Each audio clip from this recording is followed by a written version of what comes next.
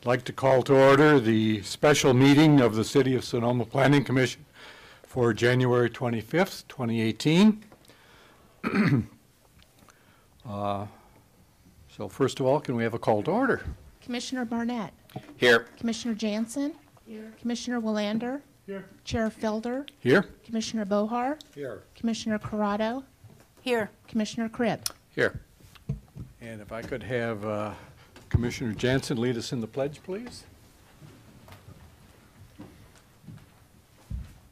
I pledge allegiance to the flag of the United States of America and to the republic for which it stands, one nation, under God, indivisible, with liberty and justice for all.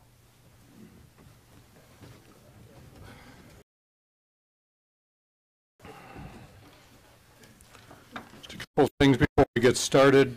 First of all, there is only one item on the agenda tonight, and it is a study session, so there will be no decision reached by the Planning Commission tonight. This is for both the Commission and the public to provide direction for the applicant. Also, I would ask anyone in the audience and up here on the dais to please silence your cell phones so that we are not disturbed during the meeting. And we will use the timer tonight, so we will give the applicant 10 minutes for a presentation, and then we would ask the members of the public to please try to keep your remarks to 3 minutes or less. We'll try to keep it as informal as we can, but we would like to move along and get through the material without too much delay. So with that, I would invite anyone from the public who has a comment for items not appearing on the agenda tonight to, you may approach the podium now.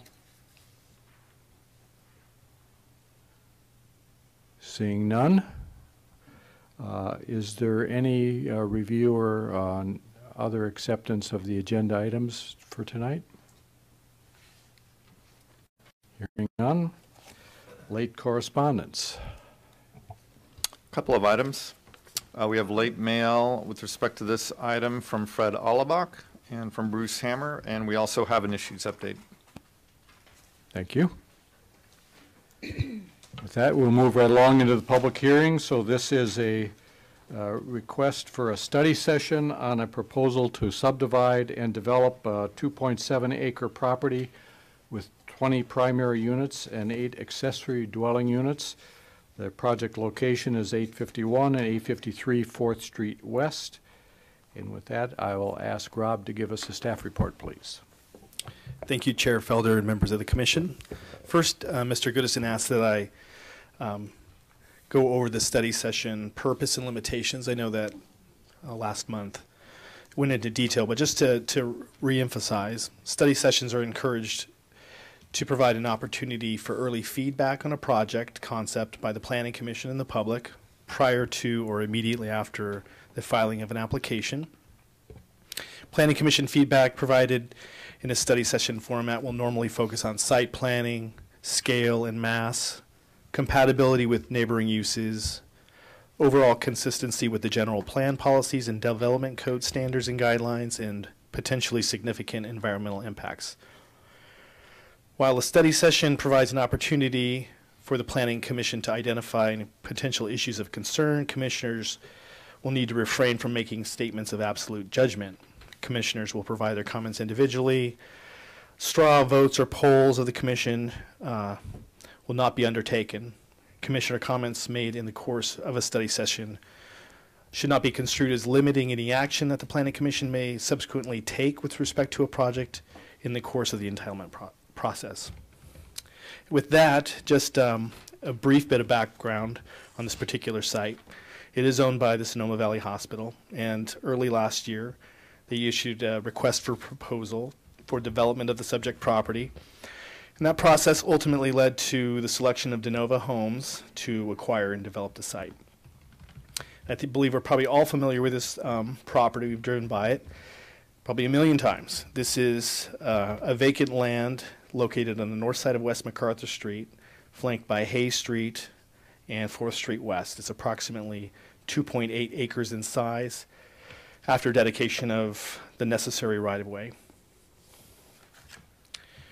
So in regard to the proposal, it involves subdividing this vacant 2.8 acre site into 16 residential lots that would support 20 primary units plus eight accessory dwelling units. If you're looking at the site plan we have up now, on the north end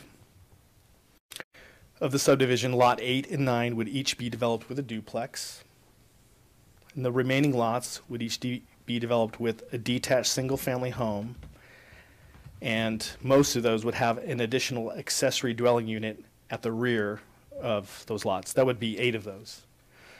Back to the duplex units, the duplex on lot 9, which is the northwest lot, in order to meet the city's 20% inclusionary affordable requirement, proposes 2 units that would be affordable to moderate income households. And then also the detached units at the rear of lots 11 and 15, which are on the west bank of lots, are also proposed as affordable inclusionary at the low income household level. And it's worth noting that the applicant is also proposing a condominium map overlay for the duplex units on lots 8 and 9, and also for the primary and affordable units on lot 11 and 15, so that these units would be able to be sold and owned separately. So individual ownership, airspace units, it would be. Lots within the subdivision would front the surrounding public street network. And obviously portions of these public streets would need to be improved and widened under the project. And then as you can see in the interior of the project site, you have access from a private alley to the rear of all the lots. This connects between Hayes and 4th Street West, the public streets. This feature allows for the placement and access of detached garage and these subordinate units at the rear of the properties, and also allows for a reduction in the number of curb cuts on the public street frontages. In terms of general plan, this property has a general plan land use designation of Sonoma residential. It also has a corresponding Sonoma residential zoning. This designation has 3 purposes. 1, to ensure a variety of unit type and lot sizes in new development. 2nd, to provide flexibility in site planning and design to allow individual developments to respond to site and neighborhood conditions. And lastly, to ensure a range of housing price and living opportunities for middle income households. And I would add, it's also intended to provide affordable housing. This designation allows for a density between 3 and 8 residential units per acre. Under state law, accessory dwelling units are excluded from these density calculations. We've listed a variety of general plan policies that would be applicable to the project. I'm not going to go into each of these individually. We would just say in general the proposal is consistent with policies encouraging higher density infill housing. That being said, obviously there's other policy areas and issues that need to be looked at, project design, project attributes, compatibility with the neighborhood setting, circulation, etc. In terms of development code provisions, as mentioned, the minimum density is 3 units per acre, the max is 8. So based on the net area of the site, that would allow a density of between 8 and 22 dwelling units.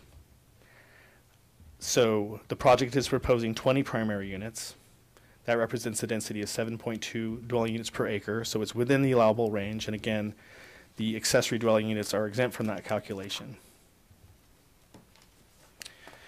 We did note in the report that there are some individual lots, 4 of them in particular, 8, 9, 11, and 15, that if you were looking at the lot area of those lots independently, they would exceed the density limitation based on their area, meaning they would normally support 1 dwelling unit while they are proposing 2 units on each of those. But overall, the entire subdivision project is within that allowable density range. Then we moved on to, in our staff report, the different standards. Minimum lot size is exceeded within this project. The minimum lot size is 5,000 square feet. These lots range between 6,500 and 9,000 square feet roughly. There is no lot dimension requirement, and the intent there is to gain a variety of lot sizes and dimensions. So that really is a discretionary aspect of any project in the RS zone that's up to the Planning Commission to consider. In terms of setbacks, the front yard setback is short. Based on our calculations, the code requires an average front yard setback of 25 feet. Again, it's looking for a variation in front yard setbacks, and it looks like it's at 22.5 feet on average. Side yard setbacks are met. The garage setback requirement is met. Building height would obviously be met. The setback and height limitations for the detached accessory structures, meaning the garages and accessory dwelling units, are compliant. But on the other hand, we have a couple lots, the 2 low BMR units or low income units on 11 and 15 present a problem with the rear yard setback requirement being at a 5-foot setback. And the floor area ratio is exceeded on several lots. It appears that lot coverage is exceeded on a few lots as well. And in terms of FAR, the maximum FAR in the RS zone is 35% of the lot area, and the maximum coverage is 40. In terms of on-site parking, the city's standards would require one covered parking space per single-family home, 3 parking spaces for each duplex, and 1 covered parking space per accessory dwelling unit. However, the accessory dwelling unit parking requirement is actually waived in this case, given proximity to a public transit stop. But notwithstanding, the amount of proposed on-site parking for the project, which is 82 spaces, greatly exceeds the city's minimum parking standard that would apply. And that is actually 22 spaces under our code. If you were to require parking for, if we were allowed to require parking for the accessory dwelling units, it would be 30 spaces required.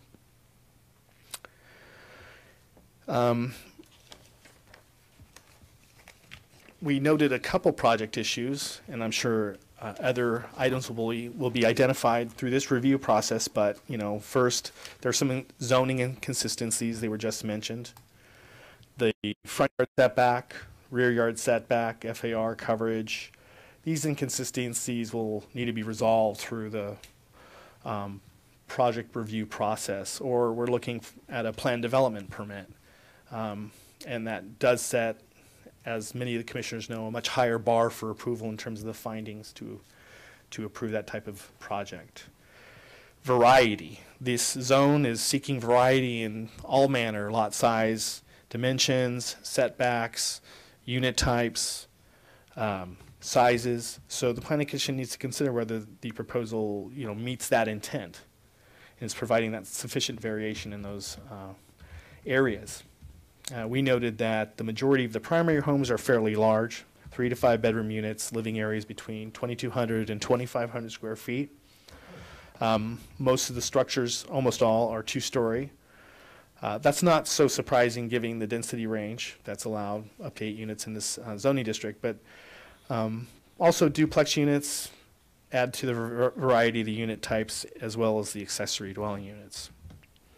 Similarly, we noted that the BMR units, these are the affordable units, are, they're fairly small, or they're 1,000 square feet each for the moderate and 800 square feet each for the low income, especially when being compared to the primary units.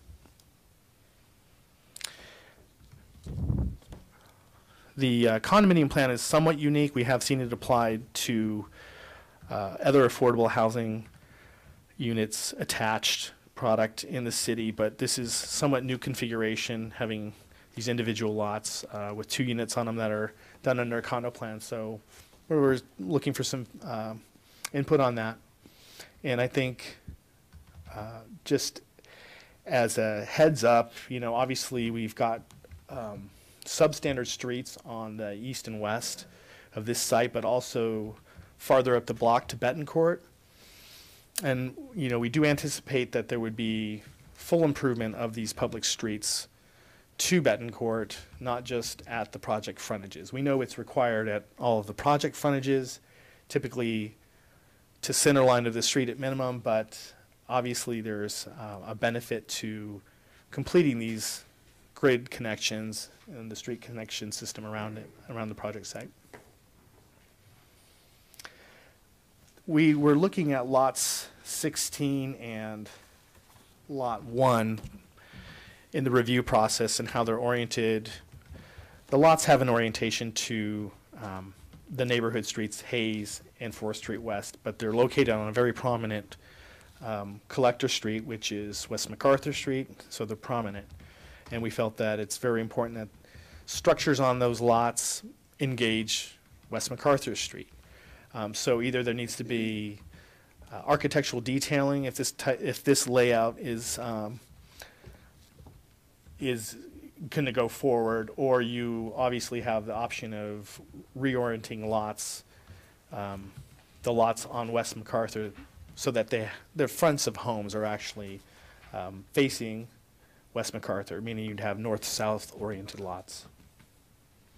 And then just lastly, neighborhood compatibility. This is like an island of vacant land in the middle of established low-density residential neighborhood, and most of the homes around are single-story. This site has streets on all sides of it, so we don't see privacy issues or setback issues necessarily with nearby residential uses, because there isn't anything directly adjoining, but obviously how the development of this property fits into this setting is important, while recognizing that this site does allow for a little bit higher density than you would see in the low density neighborhoods that are around it, or at least to the west, east, and north. So again, the applicants before the Planning Commission in this study session format to obtain feedback. Next steps would be, once a tentative map and use permit are filed, we would need to reach some sort of determination on what level of environmental review would be necessary or required, and then ultimately the project would come back to the Planning Commission for consideration and action of the planning entitlements and tentative map. Staff is recommending that the Planning Commission provide direction to the applicant on the issues identified in the staff report and any other issues raised by the application. That concludes staff's report. Thank you. Thank you, Rob. Any questions of staff? Kelsey? Yes, a couple questions. My first one is accessory dwelling units are exempt from FAR and density calculations, but not lot coverage. Yes, that's correct. It's Why? I think it's an oversight in our code, frankly. But since there's no language in our definitions or anywhere in our development code that would exclude it from coverage, it's been our practice to include it. Thank you. And then the next question is sort of related also to ADR units, ADU units in general. Have we ever had a project from scratch and used the concept of an ADU from the beginning? I mean, typically I always thought an accessory dwelling unit was part of an existing home, and I know in the municipal code it specifically says the applicant needs to be the owner and live in the front, and et cetera, et cetera. And so I'm just curious, is our municipal code even set up to process an application like this? Well, one hopes, because we have. There have been several subdivisions in which accessory dwelling units or second dwelling units have been part of the initial proposal, review, and approval. And those regulations in terms of owner residency apply upon the development completion. Upon the purchase? Yes. One example would be Remembrance, which is to the east of Ledson's Armstrong Estates. Uh-huh. There's some accessory dwelling units over, I believe, garages or in that. And that's a similarly, that condition was of a Sonoma approval? residential designation. I'm sorry? And that's a condition of approval that someone who buys that home needs to live in it? Well, there are different ways to address that. I don't recall in remembrance I'm if that just- was a, yeah. yeah, no, absolutely. And I'm just saying I don't recall in remembrance if that was a condition of approval, but typically we would just have a condition of approval that says, by the way, these accessory dwelling units have to be occupied in accordance with our code. And that occupancy requirement is that the owner of the property must reside in one of the two units on the property. Okay. Right. So typically, the most common scenario would be that the owner of the property would be residing in the primary, and they could either rent out their second or ADU, or, often you see people just have them for their guests and families. Right. Yeah. And then you may have gone over this, I might have missed it, but in here it said you were researching whether this will be exempt from CEQA. Do we know? Not tonight. Okay, thank you. Want to keep going? Okay, Carol? Yes, I have a number of questions, and I'll try to be as brief as possible. We have variable FARs, as you mentioned, setbacks, private street approvals. It feels like a planned development in a traditional sense to me. It just feels that way. And that was mentioned in the staff report also. Was there any discussion with the applicant? Do you know whether or not there's any receptivity to that? And secondly, what's the advantage to the city and the disadvantages to the applicant if it were to come in as a planned development? Well, we've certainly had those conversations with the applicant to talk about essentially the pros and cons, if you will, of proceeding with this as a planned development or not. And there are drawbacks and benefits on both sides. From the applicant's perspective, the planned development process is a little bit more cumbersome because it requires a higher bar in terms of the findings that need to be made. And so if the developer can achieve a plan that accomplishes their objectives while meeting the requirements of the code, then they don't have to worry about those findings. At the same time, the benefit of that process is that it does allow for a greater degree of flexibility that can accommodate features such as the duplex units and the private drives, or the alleyways. So it's, at this point, I would say that at least from the staff perspective, it's it's an issue that has yet to be resolved. But ultimately, it's up to the developer in terms of whether or not they wish to substantially comply with the basic requirements. Maybe there's an exception here or there, or if they want to proceed down the road of a planned development. Okay. And then, are all the units to be for sale, including the BMRs? The way that it's described at this point, yes, they would be for sale in, for the BMRs in particular, those would be under a condominium plan, so that it would be airspace units, but those would be transferred and under individual ownership. Yes. Okay. So would the county housing authority actually own the BMR units? Oh, no. The owner would own the BMR unit, but there would be well, actually, I think we might need to let the developer speak to that, because I think that they may be proposing something different with respect to housing trusts. So that will be a new wrinkle for Sonoma, and I think that the applicant should address that question, because it is a bit different than what we normally see. And it's a pretty interesting model that has been very successful in other communities. So we're kind of excited to see it come our way. Okay. And then I have a number of questions about the condo and did you want to answer that question? Yes. Well, the developer can speak to that as part of their presentation. Okay, good. The condo and the tentative map interest me, okay? So the condominium will only apply to the BMR units? But also the duplex units on lot Yes, okay. 8, yeah. And the market rate duplex units. Right. Okay, so basically, who's going to be responsible? Is that condominium association under the CCNR is going to be responsible for the maintenance of the private alleys?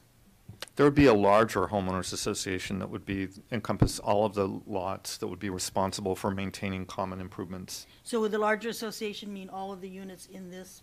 All of the units. Okay.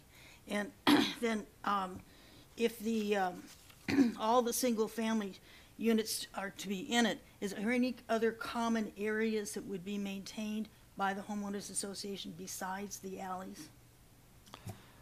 I'm not seeing it. There is there's a couple of little landscaped areas at the north and south ends of the alleys. Those could be common areas, or they could be incorporated into the adjoining lots. But I don't know the answer to that question. I don't see any other potentially common features, though, apart from those. Okay. And then on the alleys themselves, who is going to be responsible for the maintenance? Well, maintenance, I think you resolved, but the enforcement of alleys. In other words, it's oftentimes, especially when you've got so many structures along these alleys, as you do in this particular case, you can get, parking that isn't permitted in them because they're going to be fairly narrow. You can get storage, you can get all kinds of things that end up in those alleys. And I know that the city only does enforcement on a complaint basis only, okay? Will that be addressed, for example, in the CCNRs on the larger association? Yes, that would be addressed in the CCNRs. Okay, all right. And then, let's see. Okay, I think that's pretty much my question. Thank you.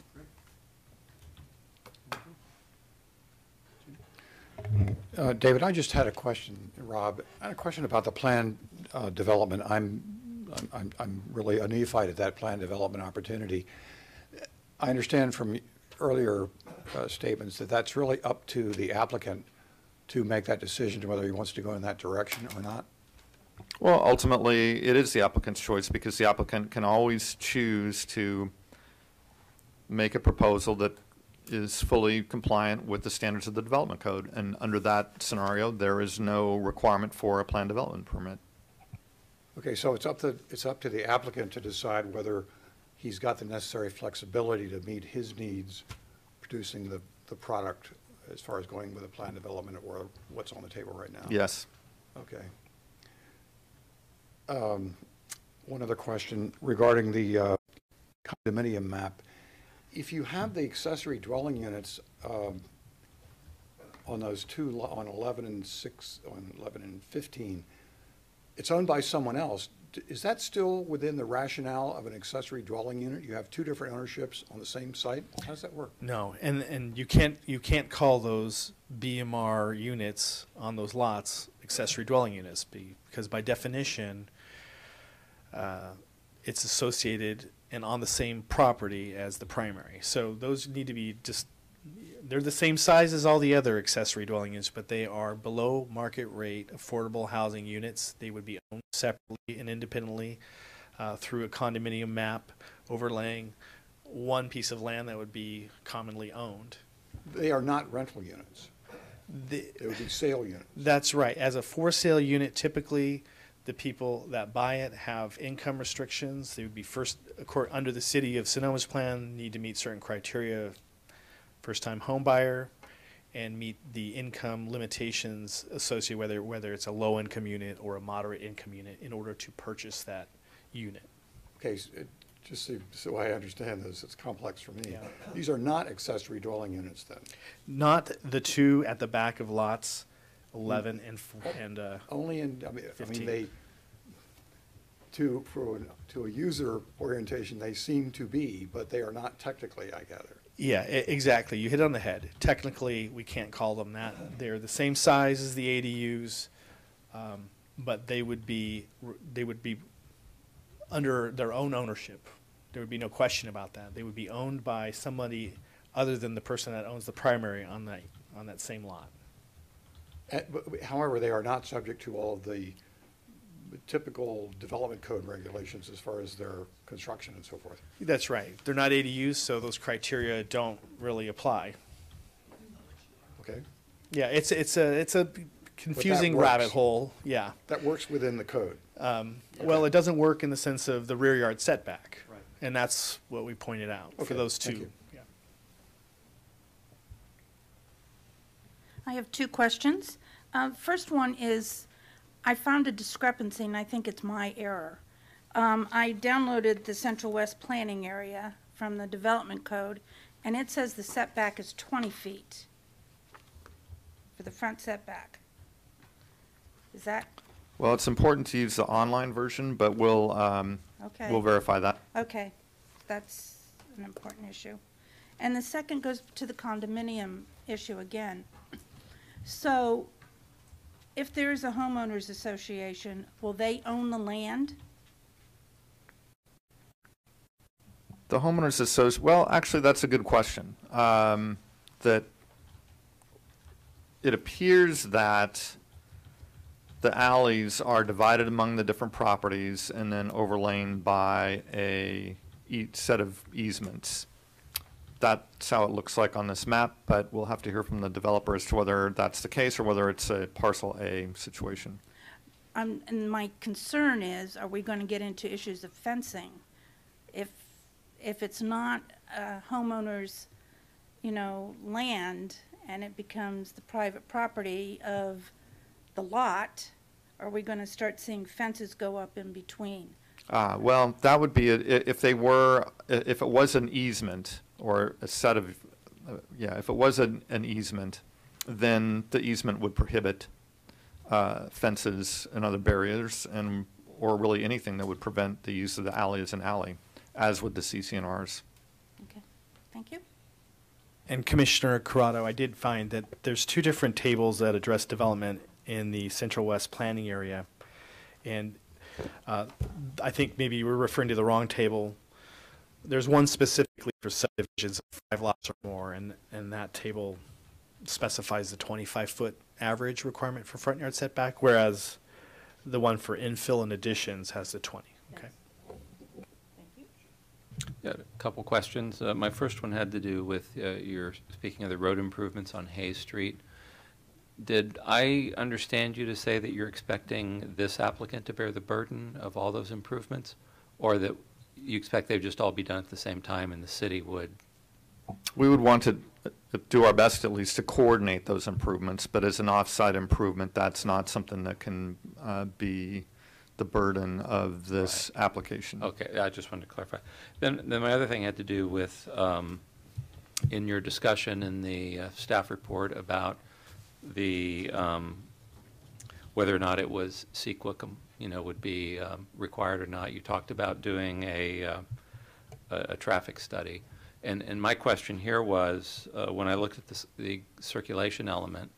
I mean, it appears to me that there's really 3 primary intersections that might be most impacted by this, identified as 6, 10, and 11, Napa Street and 5th Street West, MacArthur, 5th Street West, and MacArthur and Broadway as studies. And in each case, the Napa Street and Fifth Street West was identified at level of service D today and would still be at level of service D in 2040. That's with the addition of Pocket, the mitigation that was proposed. And MacArthur and Fifth Street West would be at C today, C in 2040. And MacArthur and Broadway were at B today and would drop to C by 2040.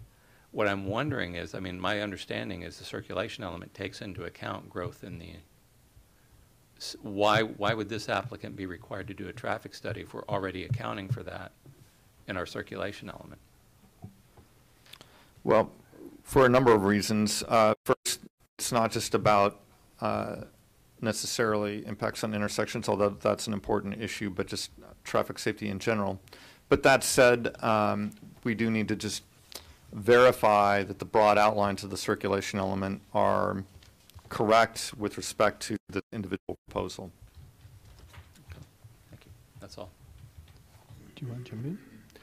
A couple things, just a clarification on the plan development permit. I assume that the reason the applicant would be forced into that if they have the gross exceedances on the FARs and the lot coverages, that there's too many to be handled as exceptions or variances. Is that correct? I don't see that the staff or that the Planning Commission would support some whole series of exceptions Right. to accomplish that. Well, in fact, there are percentages where you can only Right, do a certain right. certain number. Okay.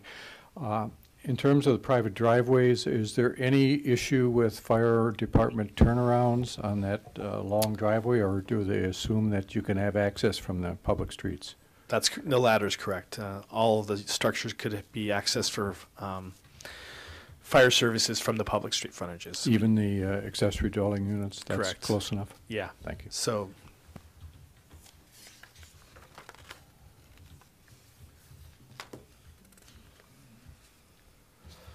Okay, I think that's all the questions we have then, so I guess I would like to open up the public hearing and invite the applicant to step forward and to give us a presentation.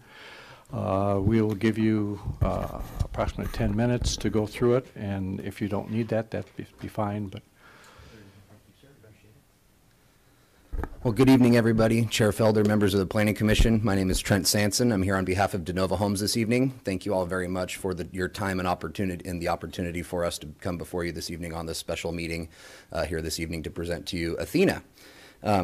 Since we have 10 minutes and it was disclosed that hopefully it'll be a little bit informal and we can bounce back and forth after remaining public comment, I'd like to keep this very informal myself, answer any questions, comments, and receive any and all feedback from you all on the commission and members of the community that are here this evening.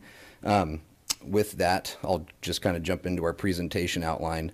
I'm going to run you through a brief site plan progression to show where we got here today, and I also wanted to let you all know that we're not married to the current plan that is presented here before you. This is after some trials and tribulations, working with city staff, going through the project advisory committee process, meeting with the neighborhood at a neighborhood meeting we had back in December, and working with our own design team to present what we have for you this evening to get all of your feedback, and then we can get back to work and get back to the shop, if you will, and start tuning things up and come up with something that in our mind we can work under the Sonoma residential zoning district, not going to pursue a planned development rezone for this project site. We think we can comply with all the zoning requirements and standards set forth in the development code, and we will most certainly take all the feedback this evening, take all that back with us, and work very closely with Rob and David and the rest of city staff to make sure all that happens. I also just wanted to share with you all the neighborhood concerns that we heard on December 19th, show some elevation examples and some themes, and get some direction from you all in the community as to what you all envision would be best suited for the design of this site. Being that we don't have architectural elevations presented, really wanted to get your feedback on the design themes preferred, and then end it with all the feedback, questions, and comments that may come forward. So as you all probably know, you know where the project site is over here on the intersection of Hayes, 4th Street West, and West MacArthur. The Sonoma Valley Hospital will be retaining the parking lot portion of the property, and as Rob mentioned earlier, it'll be plus minus 2.7, 2.8 acres of developable land south of the parking lot that will be seeking development for a proposed community, Athena.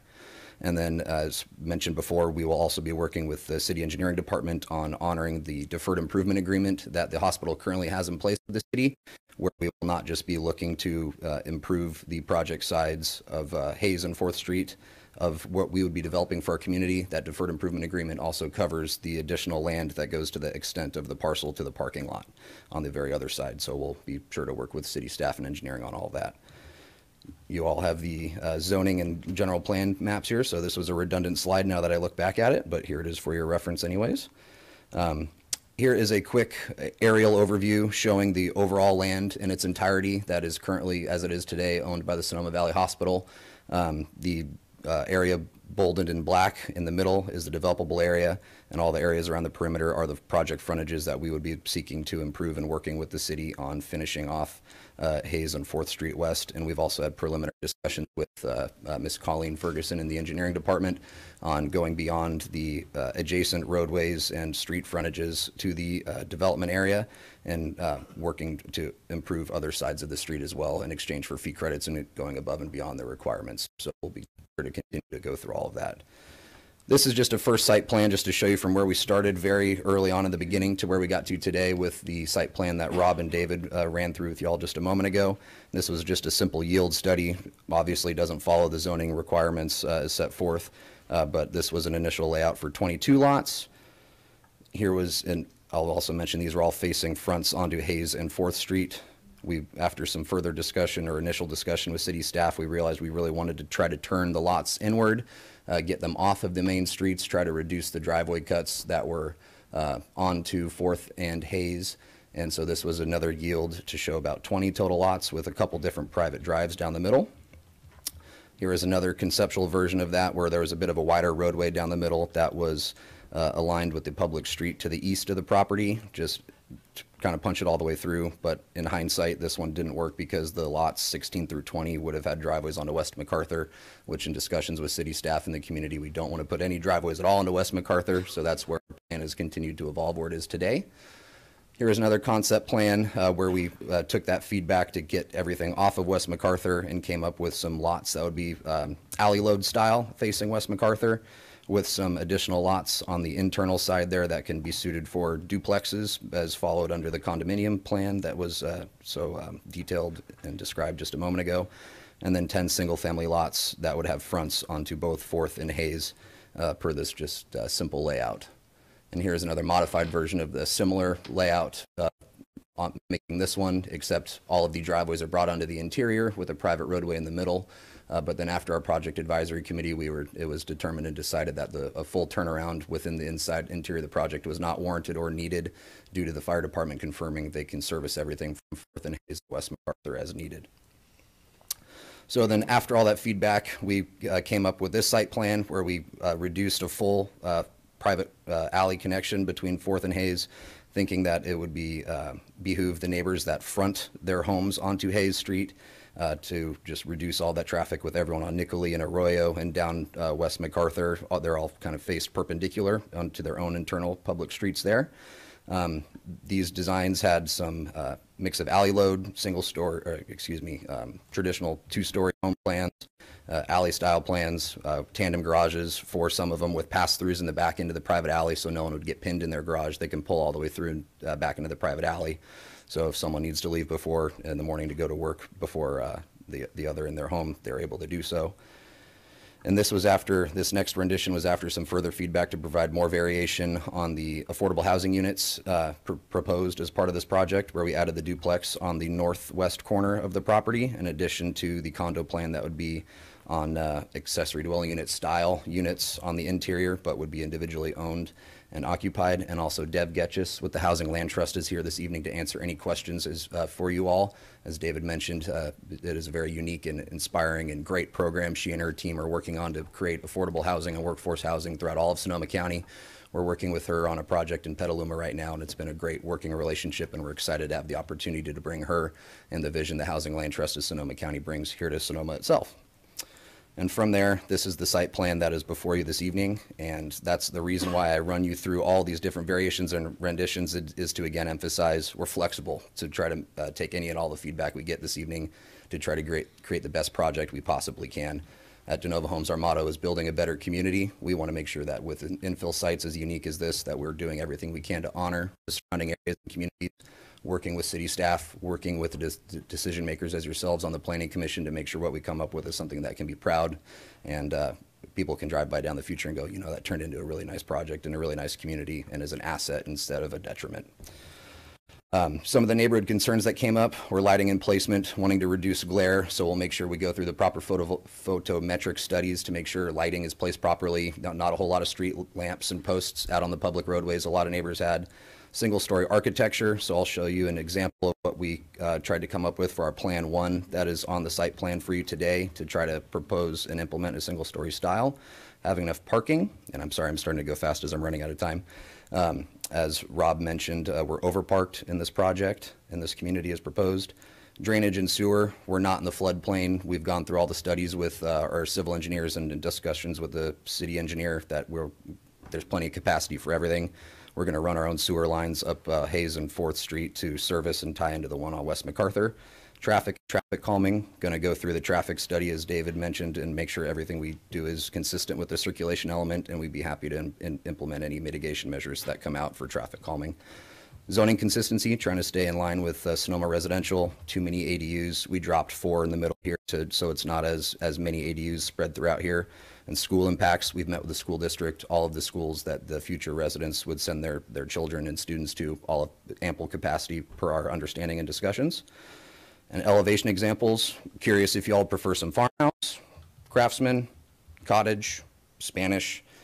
And then this is the Plan 1 example I wanted to show you all this evening, where it is from the street and from the sides, it looks like a single-story home, but within the roof line, you will see that there's a pop-up up in the middle to create some more livable, usable area that is just within the roof line and the pitch, so it's not a true daunting 2-story home, but it creates a nice separation of area where the master bedroom is on the way down. Say it's some grandparents own the house and the whole family are home for the holidays, you can just send all the kids upstairs and everyone can just enjoy the holidays down below.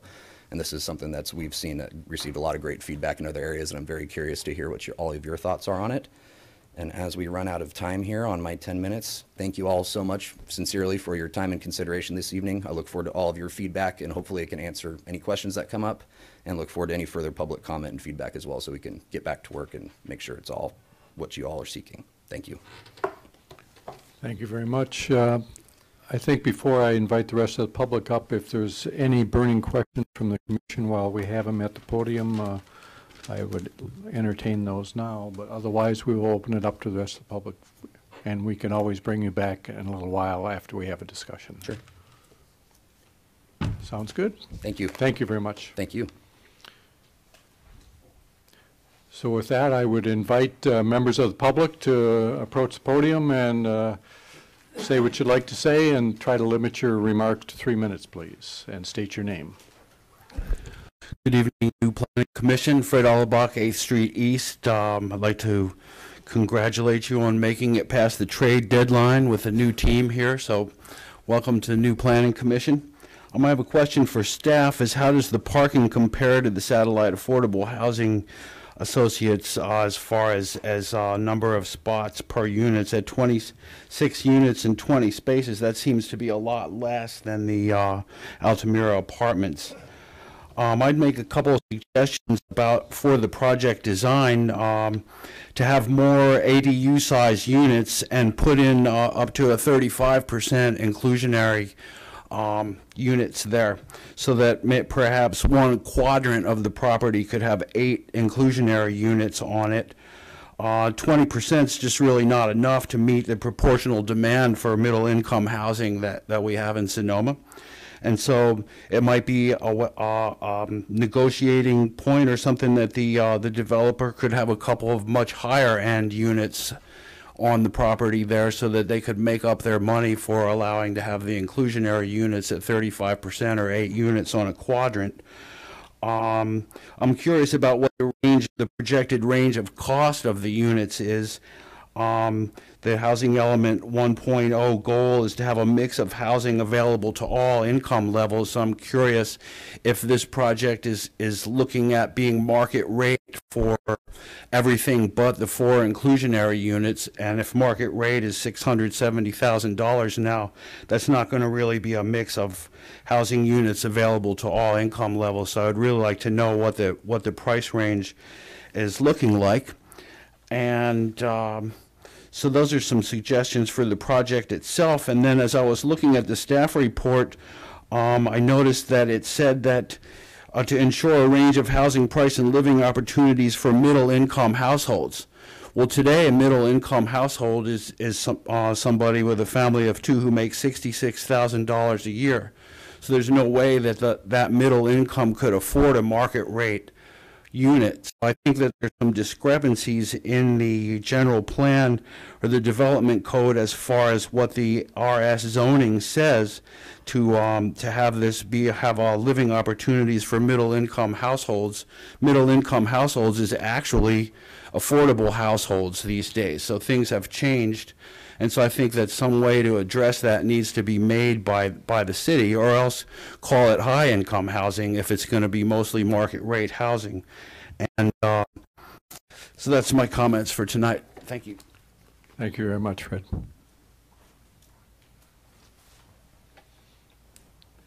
Good evening, Commissioners. Larry Barnett, 637 5th Street East. I want to dovetail onto Fred Albach's comments. And this may be something that goes beyond the Planning Commission, and it may be something that, from the standpoint of policy, the city has to look at in terms of refining and modifying the definitions. If we look at middle income housing, would basically be equivalent to talking about median income housing, because the median income price for a home in Sonoma, or median income for those people in terms of the income levels that they're allowed to have to be called median, is of course in the middle. It takes into consideration the very highest prices and the lowest, and the median is the middle. Now, it's absolutely clear that on a unit that would sell for the average home prices in Sonoma in this day and age, which is going to be well into the 600s or 700,000s for a single-family home, it would be impossible for someone with a median income as a family of 2 to afford the down payment, probably, and certainly the mortgage. When I sat down and penciled it out, the mortgage on a unit like this would end up being at least 50% of the median income. And that doesn't include the insurance and all the other things that are attendant to home ownership. I doubt they'd be able to get the loan. So what's happened is, in the 10 years that the general plan and the development code language has been in place, the market has moved way beyond what this notion of middle income housing actually means. We need to redefine what middle income housing means. And the question really, I think, that the Planning Commission has to decide is how many more housing developments, and as housing developments go, this is one of the larger ones that's come down the pike recently, how many more housing developments in the Sonoma residential zone the Planning Commission wants to approve, knowing that this notion of providing a range of prices for middle income residents or housing is in fact a fallacy. The definitions in the code, the definitions that the city is using, no longer conform to reality at all. And as Fred said, you could just as well redefine the Sonoma residential designation as meaning a range of homes suitable to those in the highest incomes, because that's what you're basically being asked to approve unless we change the standards. One way to do it is to increase the percentage of affordable units, to bring down the averages more, and the other is to actually look at the definition of what middle income home housing actually is. Thank you. Thank you, Larry. Anyone else care to speak?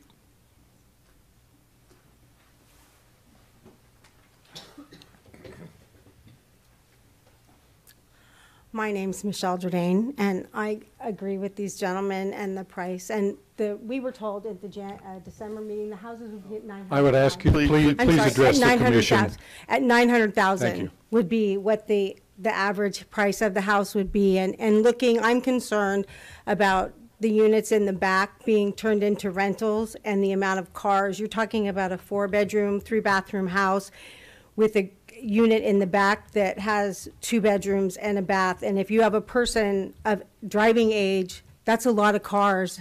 And there's not parking enough as there is on the side streets. Betancourt was reduced in size a few years ago when they put in the sidewalks, and the neighborhood is really concerned about parking. And the gentleman had told us in the December meeting that they would be asked to park in their lots, but it doesn't sound like there's really enough parking.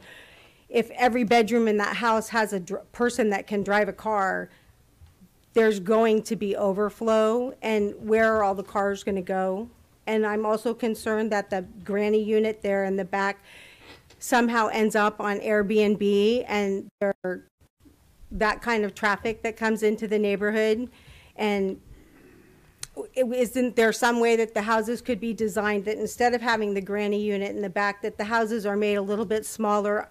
I don't know enough about codes and setbacks and all of that, but could the houses be designed smaller? So possibly there's 2 houses there, or instead of having the granny unit or the unit in the back, that it's somehow incorporated, that the houses are made smaller and that they would be more affordable for the people who live here and work here. Because the people who work at Safeway or McDonald's can't afford a $900,000 house.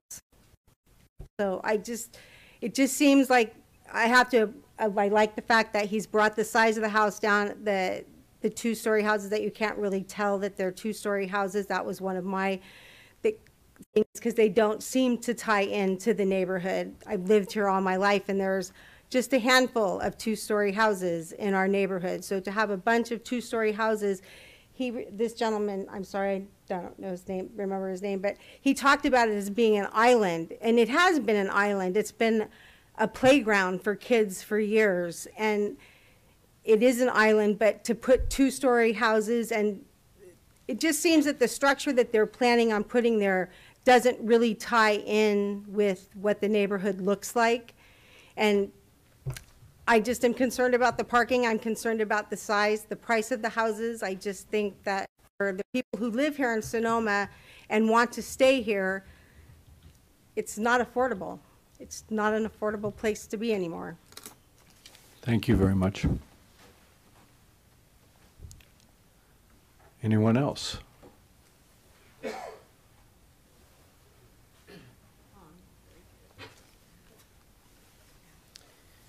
My name is, excuse me, my name is Scott Pommier, and my wife and I own the property at 486 West MacArthur.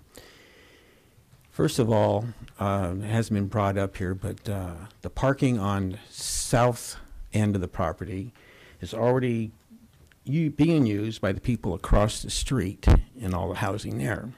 Because years back, somebody got the brilliant idea to take away all the parking on there and put in bike paths. Okay, well, they can't be counting those spaces as part of their on-street parking.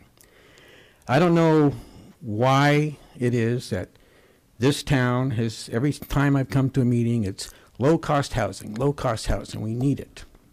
We have a perfect opportunity here to make exceptions with the planning department, make exceptions for this piece of property, and put truly low-cost, affordable housing on it. There's no reason we need any more 2,200 and 2,500 square foot homes in this town. There's enough of them around, and there's a lot of them that are just sitting there because the people are vacation homes or worse, vacation rentals. And all these houses, whatever they put there, it should be mandatory that they are owner occupied, period. None of this rental stuff and all the other song and dance going on in this town. It's just ridiculous. And I don't see why the Planning Commission cannot make true exceptions for this property and put on each of these lots 2 small units, 900 to 1,200 square feet, so that the people, and make them down where you can get $400,000 or $500,000 or more. Somebody that's making $35 an hour can buy one of these units. Because that's what we need in this town. We need small units that people can really afford and buy. Not more investors. We have enough of that going on in town. We need owners, property owners that live in their houses and take care of them. And this is an excellent place to do something like that. The little duplexes down there by the winery down on the east side of town, they can go on this place easily, and with the two driveways, have them on both sides. I think that would be a much better service for this community than what we got going on here. We don't need any more big houses. We need small, affordable units for the kids that live here and their parents are trying to buy a house. Get them out of where they're living and get them into a real house instead of having to live in trailer parks, because that's what are stuck with right now. Thank you. Thank you.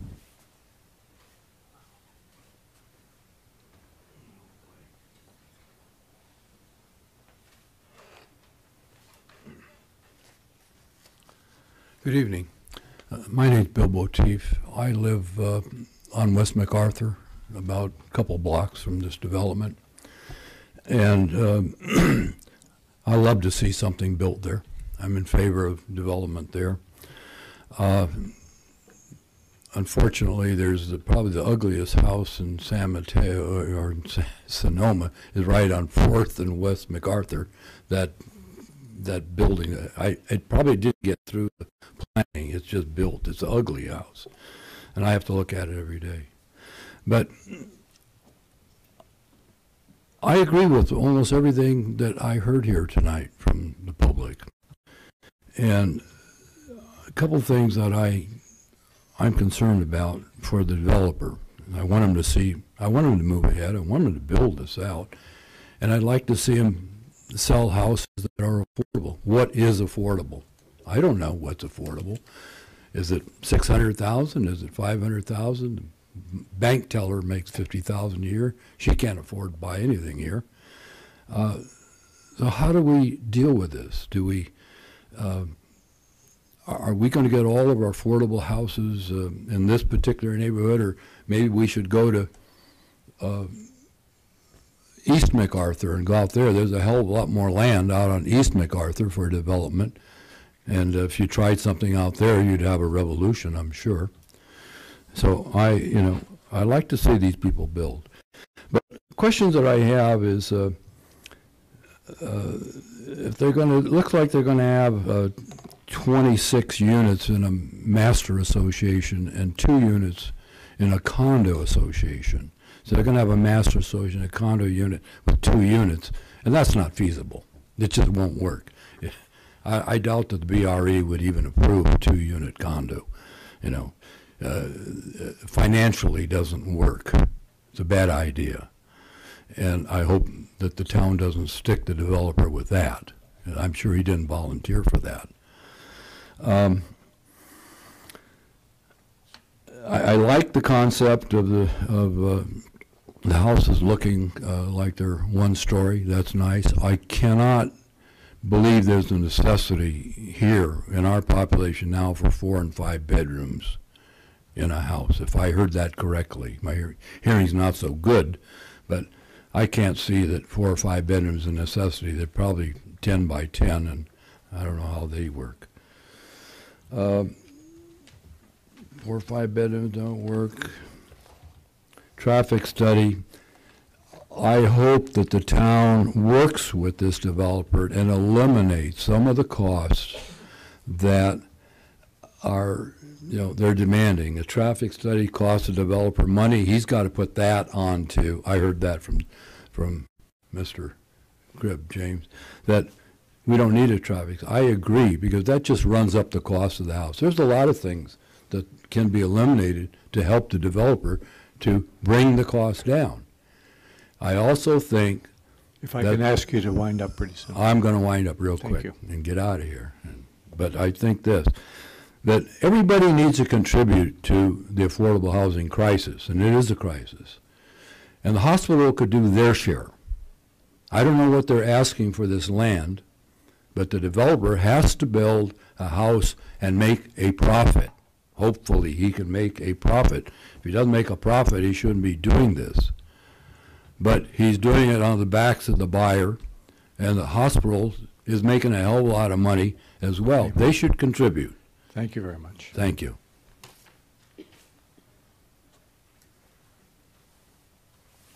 Anyone else?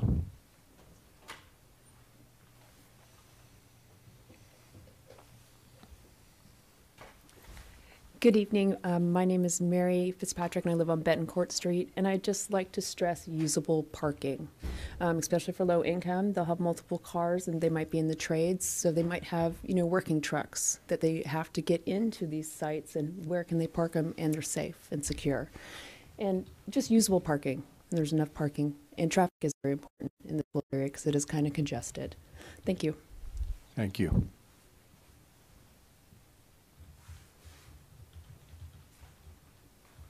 Anyone else? Seeing none, I will close this portion of the public hearing and bring it back to the commission for comments and feedback and direction. Let's start. I can start. You're it. I'd like to address a question, David. David and Rob, Mike. There seemed to be a consistent theme through the public comments about concerns about affordability. What guidance can you give us before we start making comments about this particular project in terms of the definition of affordable housing? Because I would like to know what, if any, latitude we have in encouraging more affordable housing, or if that's something that, given the way we currently have defined it in our code, that we really can't do much. Well, I would say that the guidance that's available to us is in the general plan and the development code. And certainly the general plan and the development code set some broad directions in terms of what the Sonoma residential designation is intended to achieve. Those directions are implemented in specific standards, and that's what we need to look at if we're going to understand just what the city can and cannot do in terms of different kinds of requirements. So, for example, the Sonoma residential designation has a maximum density, absent a density bonus, of 8 units per acre. That is built into that land use designation. And in terms of what that means as far as more smaller units, it means that you can't have a lot of more smaller units unless they're in the form of second units that aren't counted towards that density limitation. So, for example, if you had the ownership duplexes on each lot, you would exceed the density allowance in that zoning district by probably 50% at least. So second units are a way of getting some more affordable living opportunities into this development plan, but those are also rental units, and we've heard some criticism of that. Although certainly we need all kinds of opportunities for housing, including rental units. That said, opportunities for more affordable ownership units are also very welcome. So in this particular proposal, that's done through this condominium approach, which provides that advantage, all right? You want smaller ownership units that are more affordable. That's a way to accomplish it. But it does run into, again, issues associated with the zoning designation having to do with setbacks. So if we want to see that happen, then we need to look at that issue. The possible way around that is a planned development proposal. But, you know, again, that's up to the developer in terms of whether or not they want to implement that. I just add, too, that another feature of this zoning and general plan land use designation of Sonoma residential is that it has a higher standard with respect to its affordable inclusionary requirement. In most residential zoning designations, the inclusionary requirement for affordable units applies to projects of 5 units or more, and those units can be provided at the moderate income level. In the Sonoma residential designation, half of the inclusionary units must be provided at the low income level. So that's a higher standard than we see in other zoning designations. This site, I imagine, has a Sonoma residential designation because under the practice at the time, it was to be applied to properties of approximately 3 acres or more, and that was done pretty much across the board when that designation was developed. But I would say, too, that in terms of how this property relates to its surroundings, it's a very compatible designation in that its surroundings are low-density residential. Its neighbors are, for the most part, single-family homes. And this designation, in my view, works very well today, just as it did in 2005 when the general plan was adopted, because it creates an opportunity for higher densities, a somewhat greater level of affordability than we would otherwise expect, while still allowing a development plan and unit types that are compatible with their surroundings, which in this case is single-family residential. So I guess another thing that I would add in terms of trying to figure out, all right, well, who can afford what and who's looking for what, a 2-person household certainly isn't looking for to buy a 5-bedroom unit, or at least most 2-person households aren't, regardless of their income category. I think that the bedroom count in this development is something that the Planning Commission would want to look at as far as increasing variety, but I don't think that it's fair to apply a 2-bedroom household income to an ownership unit of 5 bedrooms. That is a mismatch. So that's all I've got on that for the moment, unless you've got specific questions. Thank you, David. Okay, now in terms of my overall comments, love the alley concept. I like at least the potential, what it can do. With the exception of what we just saw briefly on the screen in terms of potential architectural styles, I certainly want to continue to encourage diversity as best as possible. I would like to discourage what I refer to as the cookie cutter approach. I think it would be wonderful to have a subdivision that doesn't look like a subdivision, where every third house is just reversed. I'm not an engineer, so this may not be at all feasible, but I love the concept of running utilities and down the alley. I think we still lack in this town what I call successful development of street trees. And historically, we've picked certain species because we didn't want them to impact the utilities. And as a result, our street tree expression in this town is fairly modest. So I love that idea about taking the necessary utilities down the alley, if that's at all possible. It's hard to see, with the exception of the quantities given, to really see much diversity in lot sizes.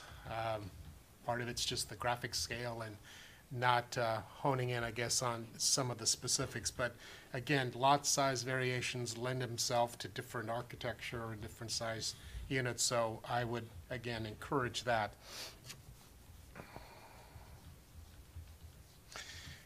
Just a case in point, at the intersection of the 2 private alleys, what have you, we are talking about lots 12, 5, 4, and 13. And if I'm reading everything correctly, they're all the same plan, but reversed. So again, to me, from a visual standpoint, that's could be, I think, improved by breaking that up. And David, feel free to jump in and tell me that I'm illegal, but I certainly love the idea of actually having varying setbacks with whatever flexibility we can have. And the reason for that is when we have a relatively dense development and we are all kind of pushing the setbacks all along one line, to me, we create kind of a wall. And in terms of neighborhood and feeling more comfortable, walls, in my mind, aren't very inviting. I, too, as was given in the staff report, I like the possibility of lots 16 and 1 actually engaging MacArthur a little bit more, whether it's, you know, I appreciate the fact that we don't want any more curb cuts onto MacArthur, but I think with creative site planning, you might be able to reconfigure the actual position of the houses so that they do tend to speak more to MacArthur. And I think that's it. If I could just quickly respond to one of the issues that you raised, which had to do with variety and setbacks and lot sizes. Just something, it's just food for thought, really. Every application, every development proposal is a balancing act. For example, in this project, we have this alley feature. It's a very nice feature because it reduces the number of driveway cuts on Hayes Street and 4th Street West. It eliminates the need for driveway cuts on West MacArthur Street. And it makes things work better for the second units and the below market rate units. So it's a nice feature. At the same time, it takes up a lot of space, you know, that otherwise would be devoted to lot area. Similarly, with the front yard, similarly actually with the lot sizes themselves, variety in lot size, while meeting the lot size requirements, the normal lot size requirements in the zoning district, would mean increasing lot sizes, at least on some properties. That is what you would need to do to increase the lot size variety, because they can't go smaller and still meet the lot size requirements, you know, absent a planned development.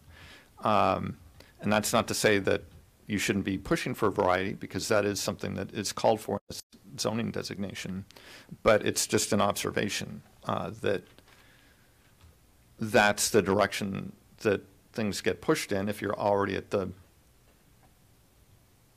low end of the lot size requirement.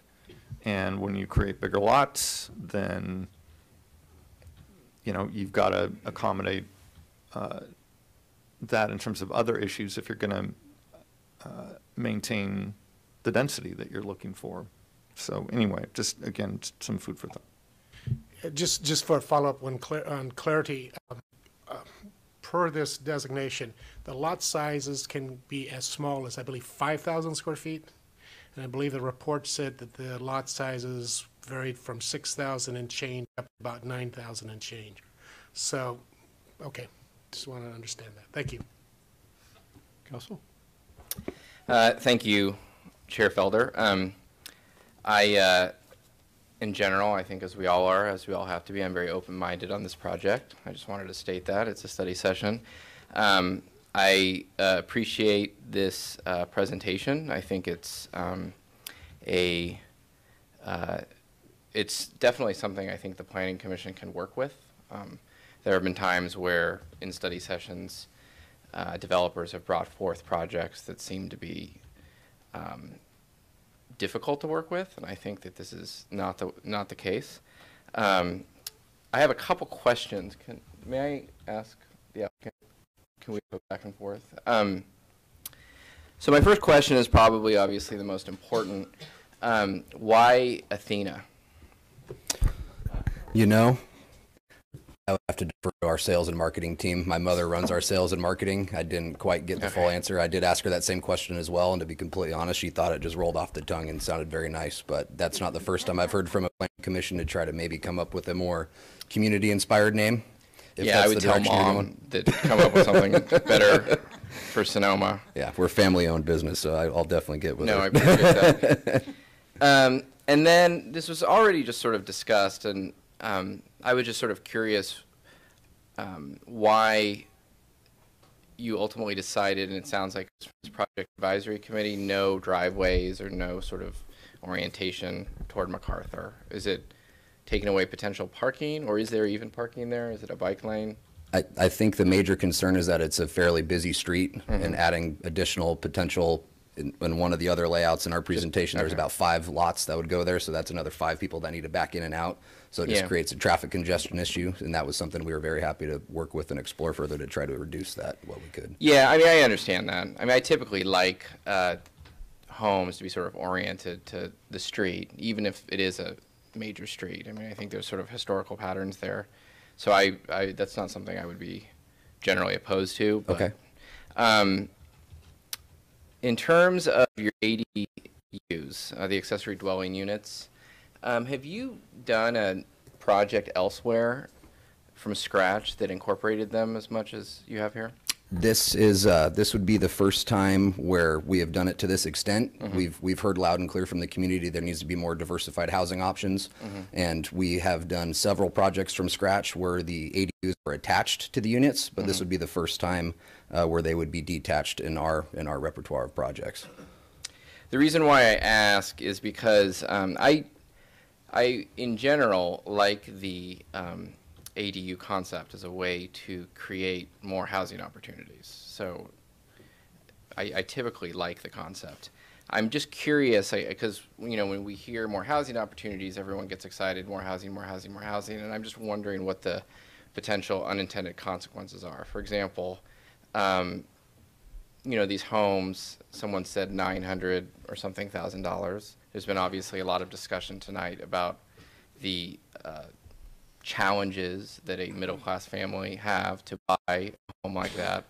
And I feel like if you have an income-producing unit in the backyard, that base price is going to be even more, and put that at least ownership opportunity for the primary home out of reach for even more people. And I'm curious, and the reason why I asked if you've done that in other communities, I'm just wondering what percentage and how much more expensive is the base home, because you have an opportunity to obviously create income in the backyard. Yeah, and you nailed it on the head there, where it is a way to create income and to try to bridge the gap where someone might not be able to necessarily always afford their mortgage payment. It is a way to bridge that gap. I wouldn't say necessarily it makes the homes much more expensive, as we have to follow our FAR and lot coverage requirements here. And for those ADUs, and correct me if I'm wrong, Rob, but the lot coverage applies for the ADUs. So the bigger of a floor plan and footprint we have for these ADUs, the smaller the footprint has to get for the main home. So it's almost a trade-off for what we would be getting there. That's a good point. Yeah. Yeah, that's a good point. That's sort of a question I'd like to sort of drill down on a little more. I mean, as I said, I like the ADU concept, and I sort of view it as, if you have an existing home, the city needs more housing stock, and so you create an ADU to give more housing stock, but in return, you get to increase the value of your land, potentially. And so when you ultimately do go to sell it, you've increased the value of the land. And so there's sort of like a social contract there, an exchange between homeowner and city. Sure. And when it's just starting from scratch like this, and to your point, if the primary home is smaller, I mean, that's a good point, but it seems like you guys get all the benefit of that, and potentially, I mean, the city gets more housing stock, and you guys get the sort of value add creation, and potentially we might put single-family ownership opportunities out of reach for some people. And that's just sort of a general question and concern I have. Sure. And then one example I have for that, we're doing a project with attached in-law units in the city of Pleasant Hill right now.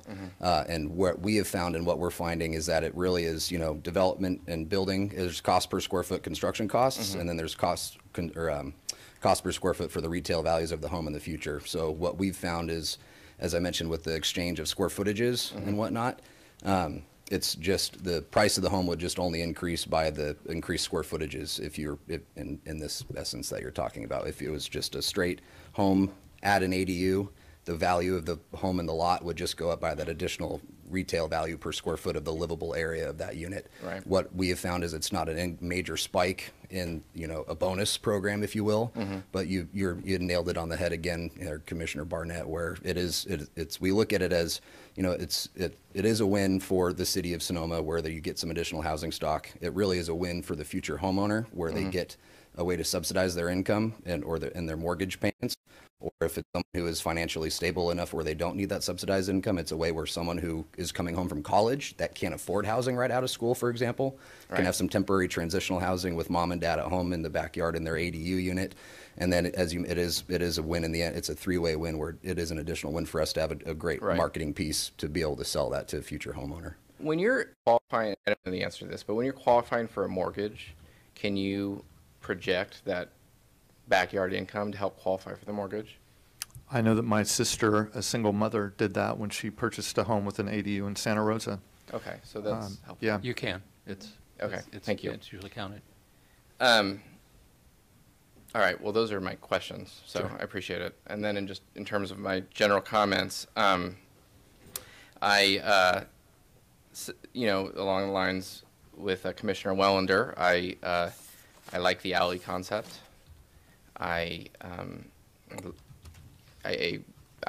think Sonoma probably should have more alleys. I just like the idea of alleys in general. I've seen them in other communities, and especially if you're going to have a second unit in the back, I think it's just sort of a natural combination there. In terms of affordable units being dispersed, I know that this is always an issue. I think you've done a decent job of trying to disperse the units. We don't want them all in one place, so you have a few BMRs scattered around. In a perfect world, it would be nice to have, a large home, if you really want to sort of the spirit of the affordable housing unit. But I understand that obviously there are economic complications there.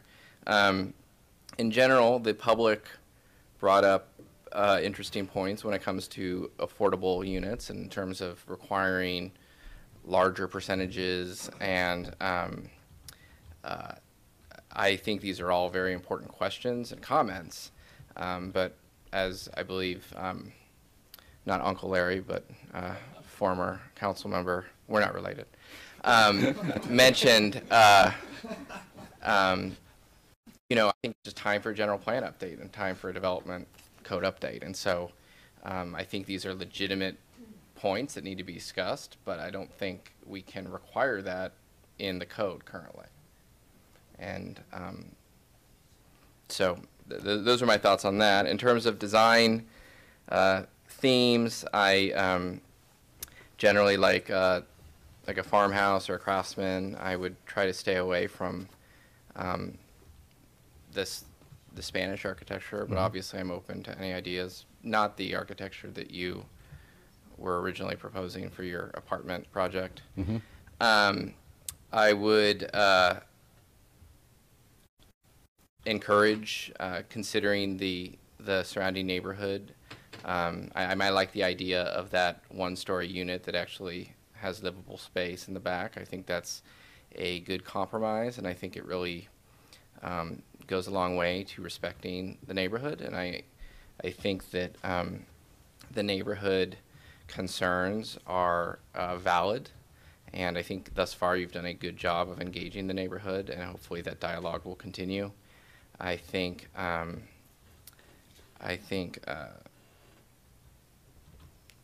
that's ultimately what I wanted to say about that. In terms of parking, do we calculate on-street frontage parking? Because I know that that's mentioned, but I don't think we do. The city's parking requirements are for on-site, so we don't get into that calculation. Okay. Because I know, as the neighbors have mentioned, this neighborhood can have severe parking issues because of the hospital, obviously. And, severe might be severe, but there are parking issues in this neighborhood. I've heard it from people that live there, and so it appears that your project is well parked. I'm not saying that's a big issue, but I think being sensitive to the neighbors' concerns about that is important. And the alley is another benefit in that regard, since not all of the homes have cuts that would Right. otherwise interfere with parking on the front. Right. That's a good point. And in terms of getting just back to that just neighborhood compatibility, I don't know if any of the other planning commissioners saw some of the proposals for this site when the hospital was originally trying to figure out who would win the RFP, but I know one that it seemed to be like a very dense 3-story, almost sort of apartment type development. And so I understand the desire to have sort of a 1-story project blend in completely with the neighborhood, but there are trade-offs, and I think if we could incorporate some of those single-story units and then have some 2-story units, I think considering what other projects were out there, or at least proposals were out there, I think that's a trade-off that hopefully the neighborhood can support. I wrote down street trees because I totally agree with Commissioner Wellander on that. I don't know what has happened with our street tree program, but hopefully we can, moving forward, fix that. And in general, I just wanted to thank the developer. I thought this was a great presentation, and I think, as I said at the beginning, it's definitely something we can, as a planning commission, work with. And I just wanted to also thank staff for putting together a great report, and the public for coming out, and for the neighborhood for coming out. Thank you. Excuse me, through the chair, point of order, now that we've reopened the public hearing, do we have to allow members of the public to? We haven't opened the public hearing. The way I would suggest, Chair Felder, is that we continue to allow commission comments, and the public, you have invited the developer back up to speak, but there might be other commissioner questions. And so I guess what I would suggest is that you continue with commissioner comments, and then at the conclusion of commissioner comments, allow one more opportunity for public comment. Yeah, I agree.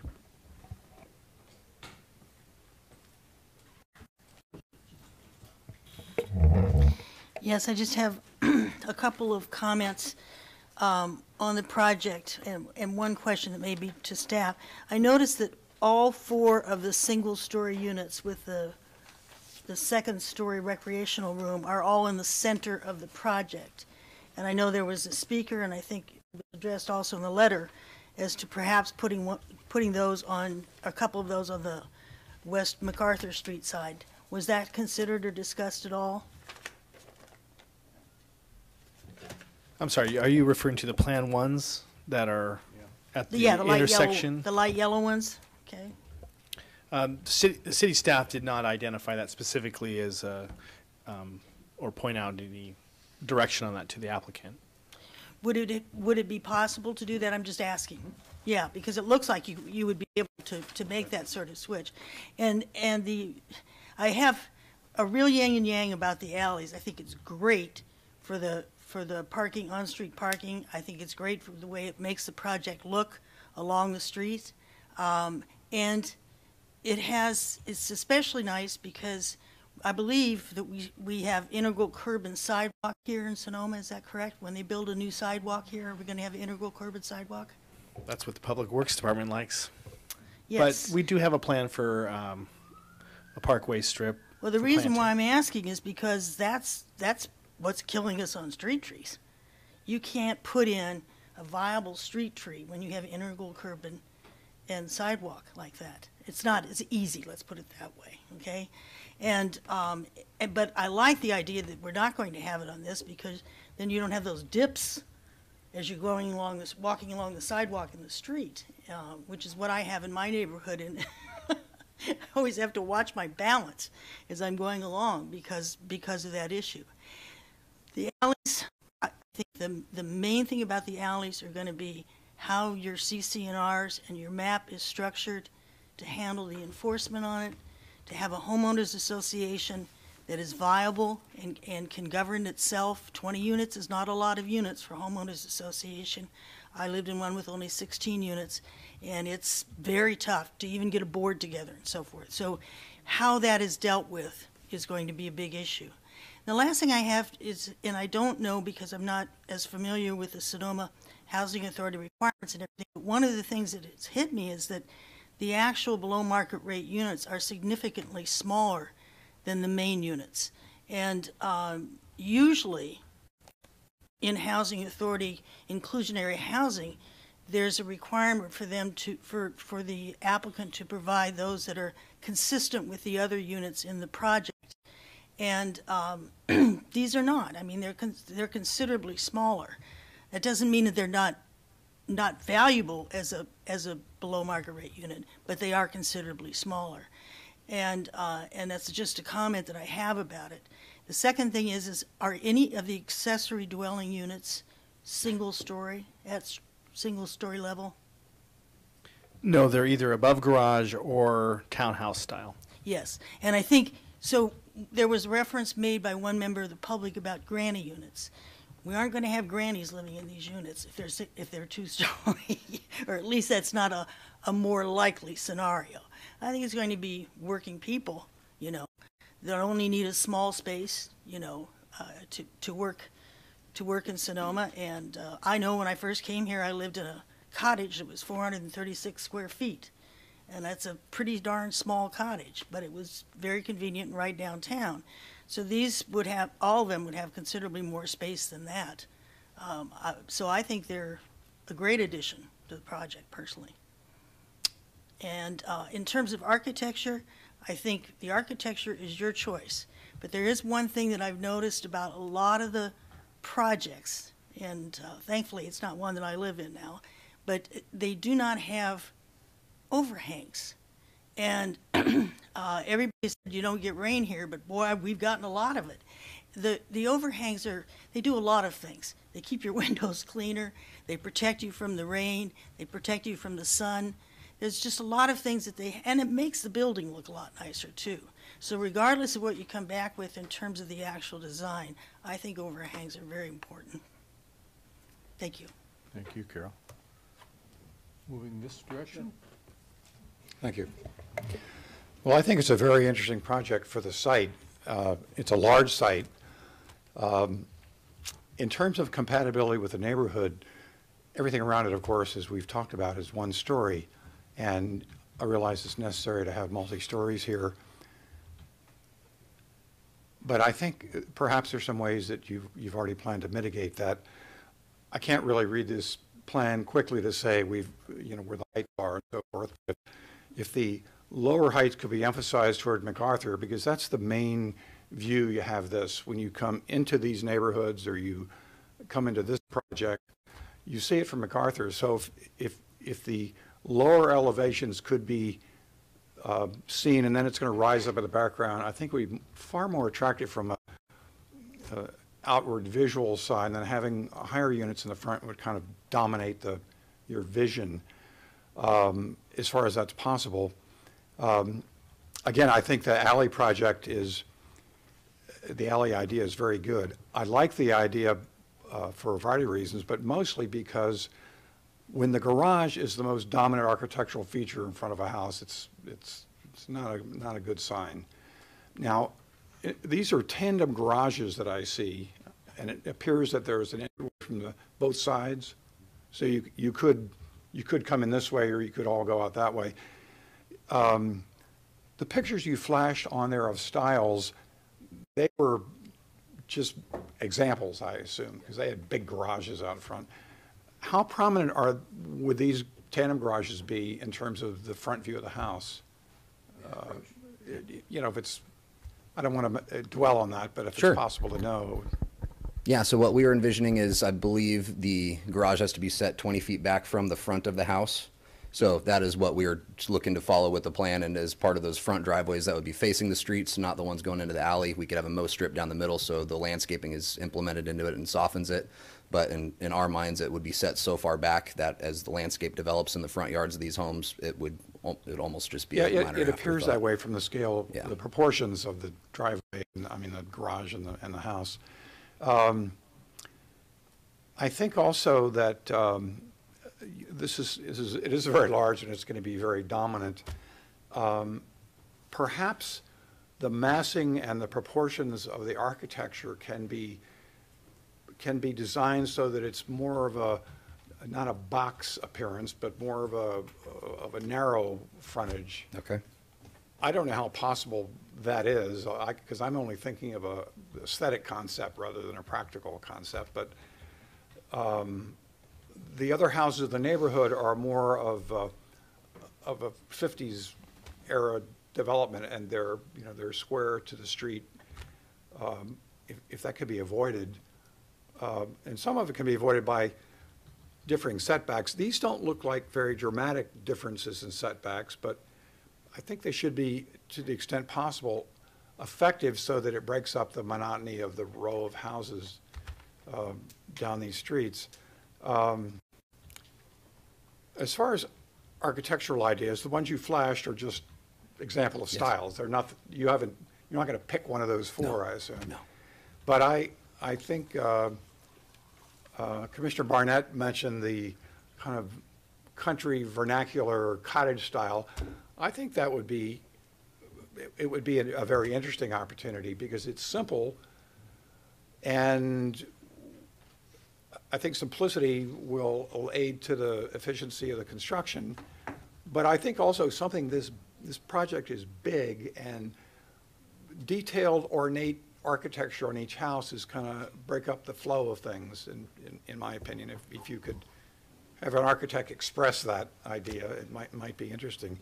I think that we talked about landscaping, and I think particularly landscaping on this project would be very important. And I would suggest, if possible, to have it be creative, but also to install something more than the minimal size of the trees and plants. And I'm not a landscape architect, so I couldn't make any suggestions there, but often it takes a long time for the minimal architectural plants to grow into something where they have some value and aesthetics to them, 5, 6, 7 years. And if that timeline could be shortened, I think it would be a real advantage to the success of the project, but also to the general ambience of the neighborhood and so forth. And that will, I think the landscaping could go a long way to soften the impact of the large project and to blend the individual houses rather than creating that linear effect. And I think, if possible, the massing and proportions of the buildings somehow could minimize that second floor, because everything in the neighborhood is single floor. Mm-hmm. And I don't know to what extent the landscaping could mitigate that, but if that were a possibility as far as the sight line from the street, that might be something worth exploring. I think it has the potential of being a very interesting project. Thank you very much. Thank you. I think you're going to hear a couple of common threads coming to surface here from us. First, being a space planner in another lifetime, I appreciate the efficiency of your design. It looks really efficient to me. However, I'm going to quote Tiny Tim and the little houses on the hillside made of ticky-tacky little houses looking all the same. So I would appeal to your inner creative to really look at that when you're designing it, because it is a little linear and boxy. Although the trees will shade some of that conformity, I really do feel that we need some diversity, which leads me to my second point, which is setbacks. And I remember asking a friend a few months ago, why do we bother having setbacks? And he looked at me knowing I wanted to be on this commission like I had 2 heads and 4 eyes. And I didn't explain it correctly. I've seen a lot of exceptions to the setback rules, and I'm going, why do we bother having a setback if we're going to keep allowing the exemptions?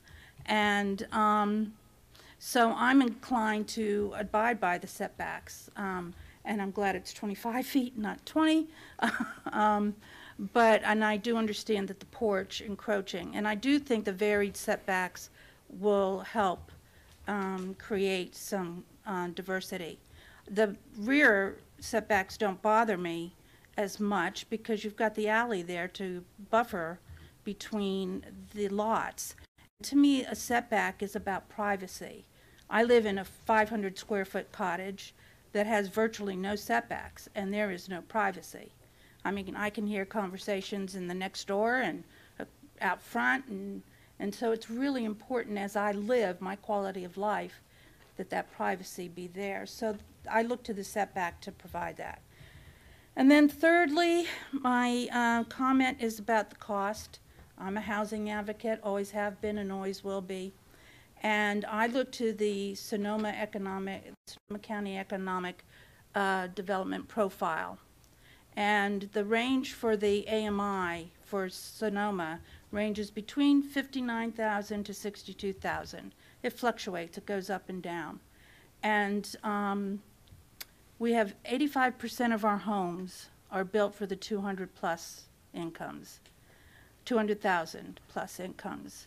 15% are for the 120 to 200,000. Less than 1% are for the low income. And nothing has really helped with our middle income. And I don't want to say middle income because I do think that's confusing. And I do believe that we need to change the development code. The AMI, the average AMI, if we use $60,000, that's not a lot that people can afford. So I would be looking to reduce the size of the bedrooms. To make it more affordable, because I think we have an opportunity as a planning commission to really help this town for the future. And I think we need to look to that body of people that we have forgotten. And I know you have to make money. I do understand that. But I do understand what it's like for me to find a place to live. And it's hard. And then my last comment is about the condominium issue. And being another lifetime of property management, I see some issues that you're going to have that you're really, I would suggest that you sit down and really talk them out ahead of time, because I do see some potential issues.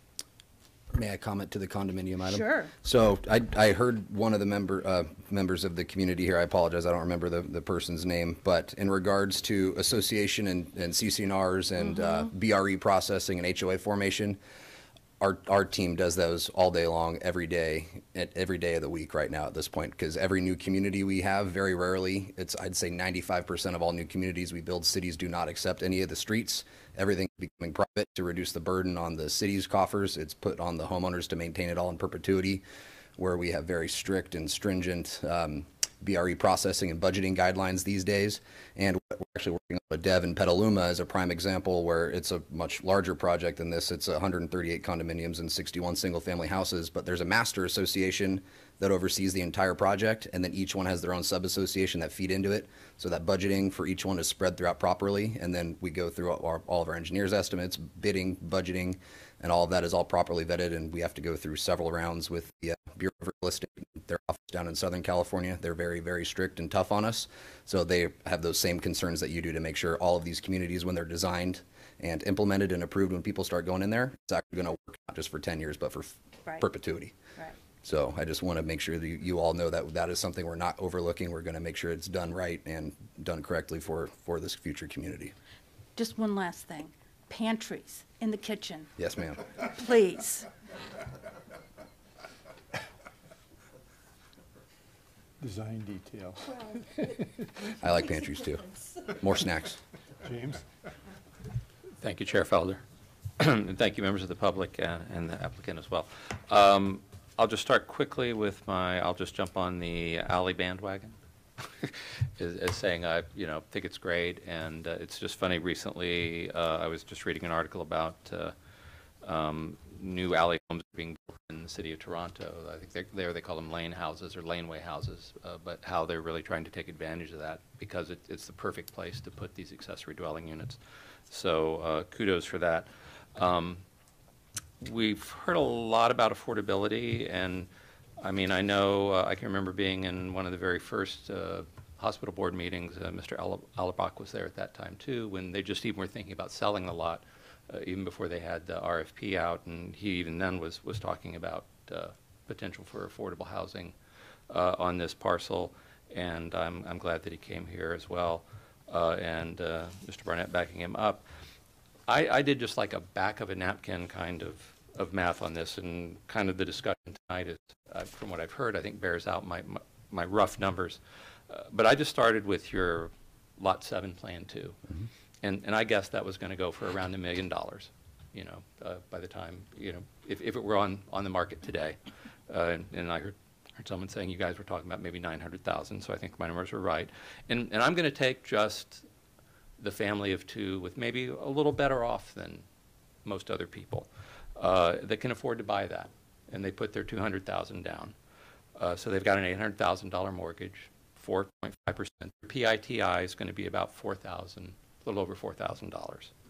So if you used the 1/3 of your income goes to your housing, which of course we know in California it's actually closer to 50% for most people.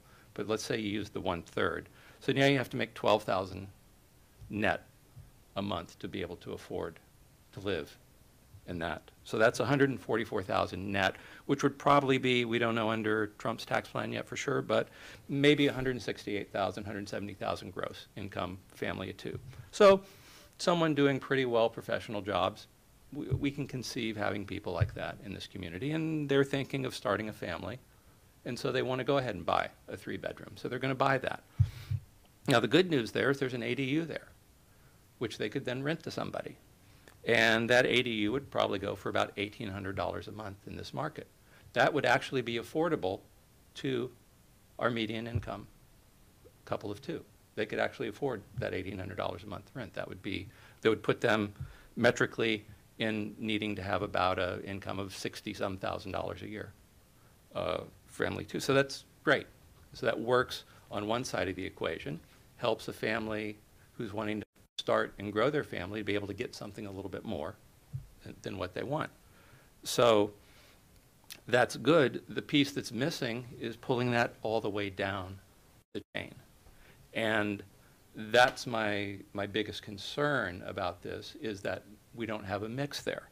But if you took that same metric and you said, well, we're not just going to have a bunch of 2,000 plus square foot homes. We're going to have some 1,100 square feet. We're going to have some 1,600 square feet. When you bring those numbers down, that means that 1,100 square foot home, it could still be a 2-bedroom, 2-bath, maybe even a 3-bedroom, 2-bath. I mean, you know, I grew up in a home built in the mid-50s that was 3-bedroom, 2-bath home that had like 1,200 square feet. It can be done. I mean, so that then means that house is probably going to sell for around $500,000. And if it had an ADU associated with it, that the family moving into there can also generate some income, you could actually get a true path to affordability without even having to do below market. And I think that's the real key to having a successful neighborhood and community, is you have that true, I think that's what the residential Sonoma designation is all about. It's that true affordability, because that's, you know, I think traditionally how things, you know, I grew up first in the back of my father's hardware store with my grandmother's cottage behind that, you know, and that's how that's how we could all afford to live and work on the sort of the same property. And I think you need to have that mix of things. And the next door, there was the gas station, and then 2 houses away, there was a 2-story house with a basement. So everything has to have that, to make, to me, a true neighborhood, it really has to be a true mix. And I think, you know, if you're basically, I mean, maybe you are going to lose some on the property, but if you're basically building a net over your cost, whether you build the 2,000 square foot, you're still going to make money. You're not going to lose money. And I understand that that's what you're in the business, to make money. But if you truly are committed to your goal of saying you build communities, then you should build a real community. And a real community isn't just a bunch of $1 million homes. It's some homes that are 500,000, 750,000, some for $1 million, all of whom have opportunities to have a place for in-laws or have a place to generate some income. So I think that, to me, is the real weakness of this. Number of units, 2-story. In fact, I don't see, I mean, I don't know what everyone else's definition of a neighborhood is, but I can almost see if you go to the east down Arroyo Way in Nicole, and you get to Arroyo Court, you have 12 2-story duplexes. It's 12 units, all 2 stories. I think that's still part of the neighborhood. So I don't know why bookending that on the west side with something that also has 2-story units is out of character with the neighborhood. That, to me, doesn't seem to be, you know, not that they all should be 2 stories, but you have that same, you have an idea, you have this block of, you know, low homes that were basically mid-50s, mid-century, you know, ranch homes. That are, but at the other end, just, you know, if you go to the block to the east, then you have 12 2-story duplexes. So you have a fairly dense, massive kind of structure. So I don't see this being that tremendously out of character with the neighborhood in that respect. But I do think that you can achieve affordability here, and you can do it by design. You don't necessarily have to do it by totally with inclusionary units. And so that would be my strong guidance for you on this project. Otherwise, I think I pretty much agreed with just about everything everybody else said. Thank you. Got it. Thank you. Thank you, James. Well, my turn, but I must say that, first of all, I think you've done a very good job in presenting a workable plan to us. I agree with all of the other commissioners' comments. I think they've been very, very on point to give you some guidance for where you ought to try to head with this. And so I really don't want to just repeat a lot of that, although I certainly am in agreement with many of those things. I do want to hit just a couple of issues just to reinforce. And I think I heard you say earlier that you were trying to stay away from a planned development permit. And it seems to me that almost forces you into the situation where the overage on lot coverage and FARs, that you're going to have to reduce some of the sizes of these primary units, which I think fits a lot of what's been said here, and that I would certainly encourage smaller units as opposed to all large units. Mm-hmm. That I think that's unanimous up here. The other thing I feel very strongly for, and I do love the private alley concept that you've put forth, especially with all the other iterations you went through. I think this certainly looks like a winner. But I would encourage you to do something on MacArthur to have those units face the street, because I think that's important to engage the street, to keep it consistent with the other residences that are as you're coming along there. And I think it gives a feel for the whole development to draw you in. So I think that's an important concept. But other than that, I think that you've got something that should be something we can work with, and so I encourage you to keep going on it and see where it leads. I think what I would like to do then is I'm going to ask if the public wants to come up and make any other short comments based on what they've heard from us, and I will give you one more opportunity after the public speaks, just to give us any parting thoughts. Before that, would it be possible to go through a past site plan example just for some more feedback, or would you rather wait until that afterwards for the MacArthur treatment? Let me have the public yes. get in there first, and then I'll let you wind it up. Thank you. Fred Allebach, 8th Street East. Thank you very much, Chair Cribb, for making a second round of public comment possible. Former Chair Cribb. Come on, Fred. Sorry. Commissioner Cribb, Mr. Cribb, Chair Felder. I always find that the Planning Commission hearing like this to be very impressive. It's very enjoyable. You guys are really doing a nice job of being thoughtful, and it's a fun public process. I still have my question about the public parking compared to the Satellite Affordable Housing Associates, and I didn't realize that any of the ADUs were above the garage, and that seems to me to kind of lower the quality of those units, and so I hadn't realized that. And I also wondered how many of those would be above garage. I think someone said some would be condo style, so I wonder how many of the ADUs are above garage, and whether there would be any prohibition on those ADUs becoming vacation rentals. And then as far as the project plans, it's very interesting to hear all the different alternatives, and I think that it would be good for the public to see a number of different planning alternatives made, so that you could have like Plan A, Plan B, and I would like to see a Plan B personally that had a planned development that showed more variety of units and met some of the housing element goals in the staff report.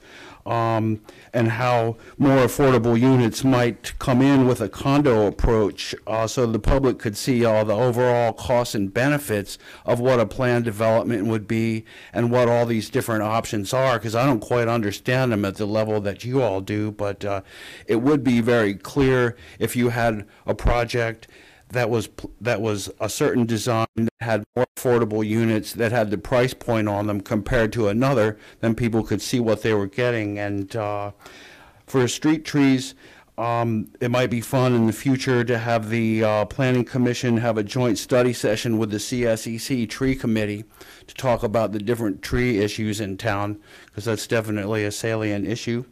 And thanks again for the opportunity for a final comment. You're welcome, Fred.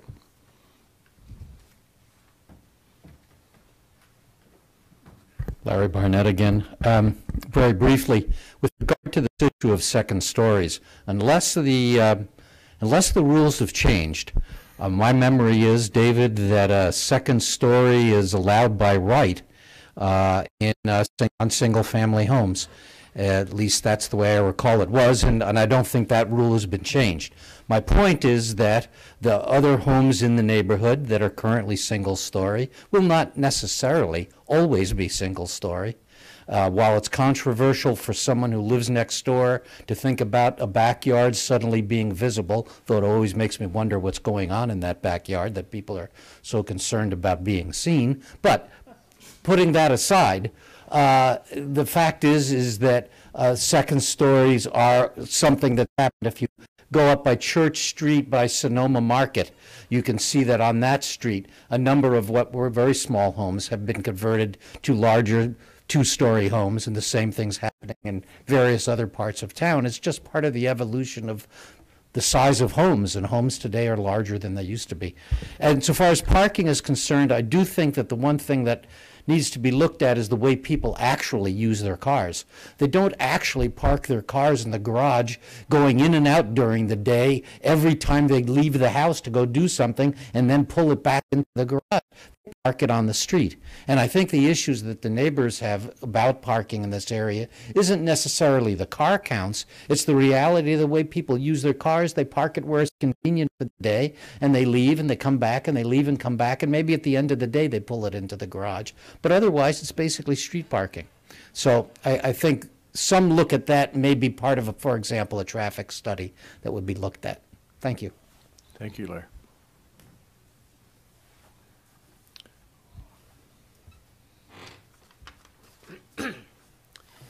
Yes, Scott Pommier again. I would like to thank you, Commissioner, for listening to us today. And I would like to see if you guys can't look into changing for this one project the density rules so they can squeeze 4 units in there that are smaller and cut down the size of these 4 and 5 bedroom homes. We don't need those. They're all over town. We don't need any more in here. Cut them down to 3 bedroom. Put 2 units on either side up there. A little more parking inside covered, because parking is an issue. Went through that with Burbank Housing up in Agua Caliente. You go up there now, and the streets are covered with cars. Oh, they won't happen. It won't happen. It does happen. It's just the way it is. People that actually work for a living, that make an hourly wage, usually have an extra car because they won't get paid if they don't get there. So there's 2 or 3 cars to a household, minimum.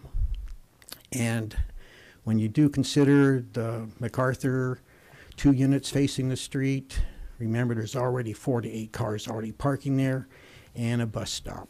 So keep that in mind. Okay, thank you very much. Thank you for your comments. Okay, you get your final shot. Going through the chair. Yeah. As long as the developer's being invited to speak, it would be great. I think since we have the executive director of the Housing Land Trust here to hear from her as well on the concept that is being proposed with respect to the below market units. That's a good idea.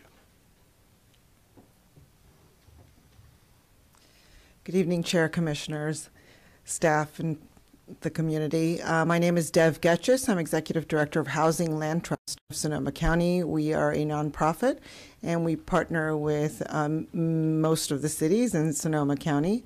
And the idea is for the Land Trust to really be adjunct staff to the cities.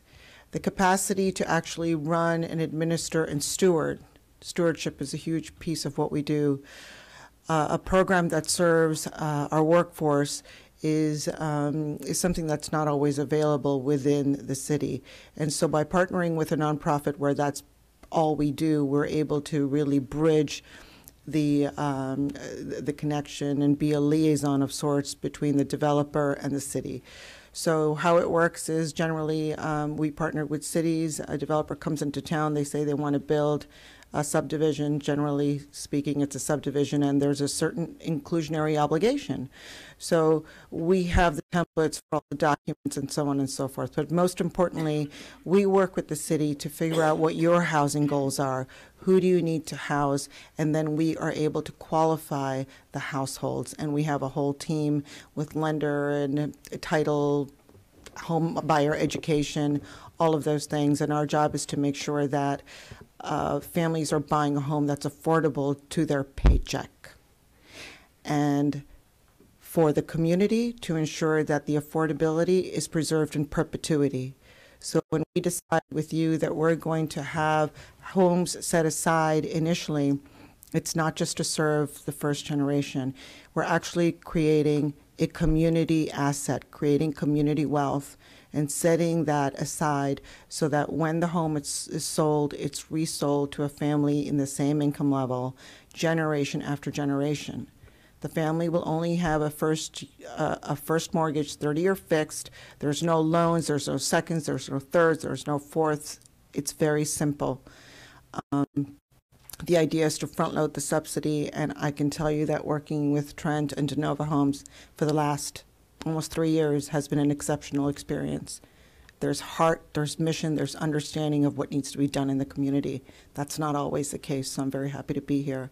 So we're going to create community wealth and also an opportunity to build equity for our homeowners. Stop renting, start owning, live and work here, and for us, we're able to recruit and retain our workforce. And we have to use housing as a mechanism to do that, and to do so for generations. I'd be happy to answer any questions.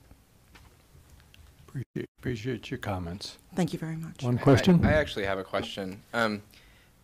So how exactly does that work? So for these BMR units, and these are all ownership units, correct? Yes. So is it sort of like a lottery system? You just put them up for sale. You, if someone is interested, they go to you. Yes. They don't go through DeNova. Okay. Yes, we steward the entire process from soup to nuts. How does that? Maybe this question is for David. Or how does that process work now? For like let's say we have a new project. Well, for a typical inclusionary unit within the city of Sonoma, the city takes care of the qualification process. And, we have a number of inclusionary units here in Sonoma, so we certainly do know how to do that. But that said, it's, it's not like a primary task. It's something that happens from time to time. And so but you never really off. get in a groove. But we do sign off. We do check. We set the price. We set the resale price. We verify the buyer qualifications. We do those things, absolutely. You know, but that said, someone who specializes in that can do it better. Right. And also, we are not in a position to actually assist people make it happen, Right. which is where the housing land trust comes in. And lastly, absent a housing land trust model, the inclusionary restrictions, affordability restrictions, lapse after 55 years. Under this model, they remain in effect basically in perpetuity. In perpetuity. Thank you. Thank you very much. So I just want to start off with the closing remarks, just to thank you all, thank you the community very much for your time and feedback. I got all my notes here. We're going to get back to work with our team to try to implement everything as best as we possibly can to try to bring everything to fruition. The bit of feedback I just wanted some clarification on and some guidance on, if Rob, it might be possible to go to my PowerPoint on there, David, I'm sorry. Just to make sure I go in the right direction, I don't come back to you all months or down the road from now. Thank you very much.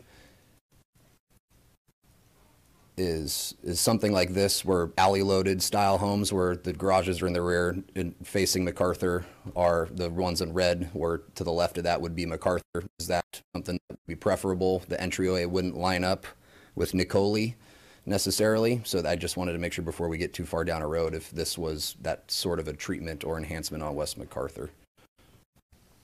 And I realize I just might have asked all of you that to start pondering, and I might have screwed up. Why would you have a cul-de-sac? Why wouldn't you just continue it into the parking lot? Well, so this one we got rid of the cul-de-sac. That's erroneous now at this point, with the fire department confirming they can serve everything from the outside, and we don't want to take away any parking spaces from the hospital as it is. So I just wanted to bring up this example for if this turning all the houses where fronts all on West MacArthur was just generally more desirable. I mean, just speaking for myself, I like it, but Yeah. I'm just one person. I think it's consistent with a lot of the comments you got from the commission, and it certainly is worth considering. I would just say if you looked at the existing, I think it's really in how you design the house. I think you could, in my mind, you could take the plan that you gave us. It's just because people could enter to the side of their house in terms of where they park their car, but it's how does does the house address MacArthur? I think that Yeah, to I me mean, would you meet wouldn't the- have to go to this extreme, I think is what it's Yeah. being said. It's just make the house, the face of the house, be to MacArthur rather than looking at like the side plan.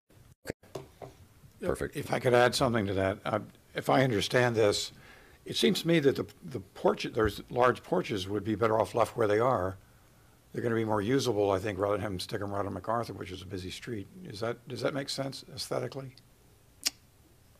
To leave the porches where they are?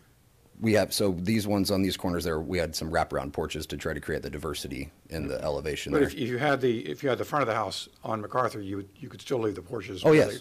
That's what I think. Okay. So I didn't mean to take up that much time. I realized after the fact it was a little bit more of Well, a we're broad not question. going to try to design it right now. You got it. My apologies. But thank you all sincerely very much. Okay, thank you.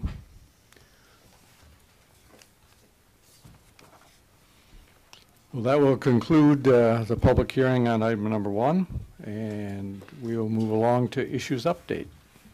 Well, we did a written issues update, and I wanted to add, because it should have been included but wasn't, the reason why we did not continue that apartment item to this agenda, where the consent calendar item was to extend the use permit, is because the use permit could not be extended. So if it's not underway by February 15th, it doesn't happen.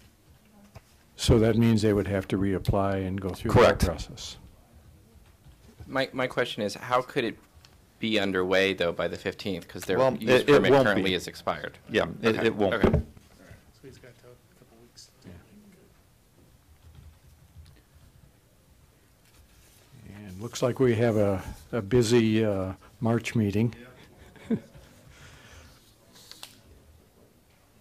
Anything else from you, David? Comments from commissioners? Yeah, I just want to clarify, do we have scheduled 2 February meetings? Is that correct? No. No, or just the one February? Just the one in February. Okay, because I thought I'd seen We'd 2 dates. spoken for- about Yeah. a special meeting in February, but for a variety of reasons, including just scheduling, and couldn't make that happen. Okay, great. Because I had it on my calendar, but I'll take it off. Just looking at the issues update, it looks like the cheese factory and then truck and auto is going to be at the same meeting. Do you think that's going to be a big, I mean, it might be better to split those up? Well, it might be better to split those up, and yet it might not be possible to. So we'll see what we can do. I would hope that we would try to keep the rest of the agenda limited so that we If can. they both end up on that agenda, those will be the only items on Okay. that agenda. Let's just put it that way. It may be a long meeting, but if we have to get through it, we have to get through it. Any other comments? Otherwise, I will entertain a motion to adjourn. I move that we adjourn. I'll second. All in favor? Aye. Unanimous.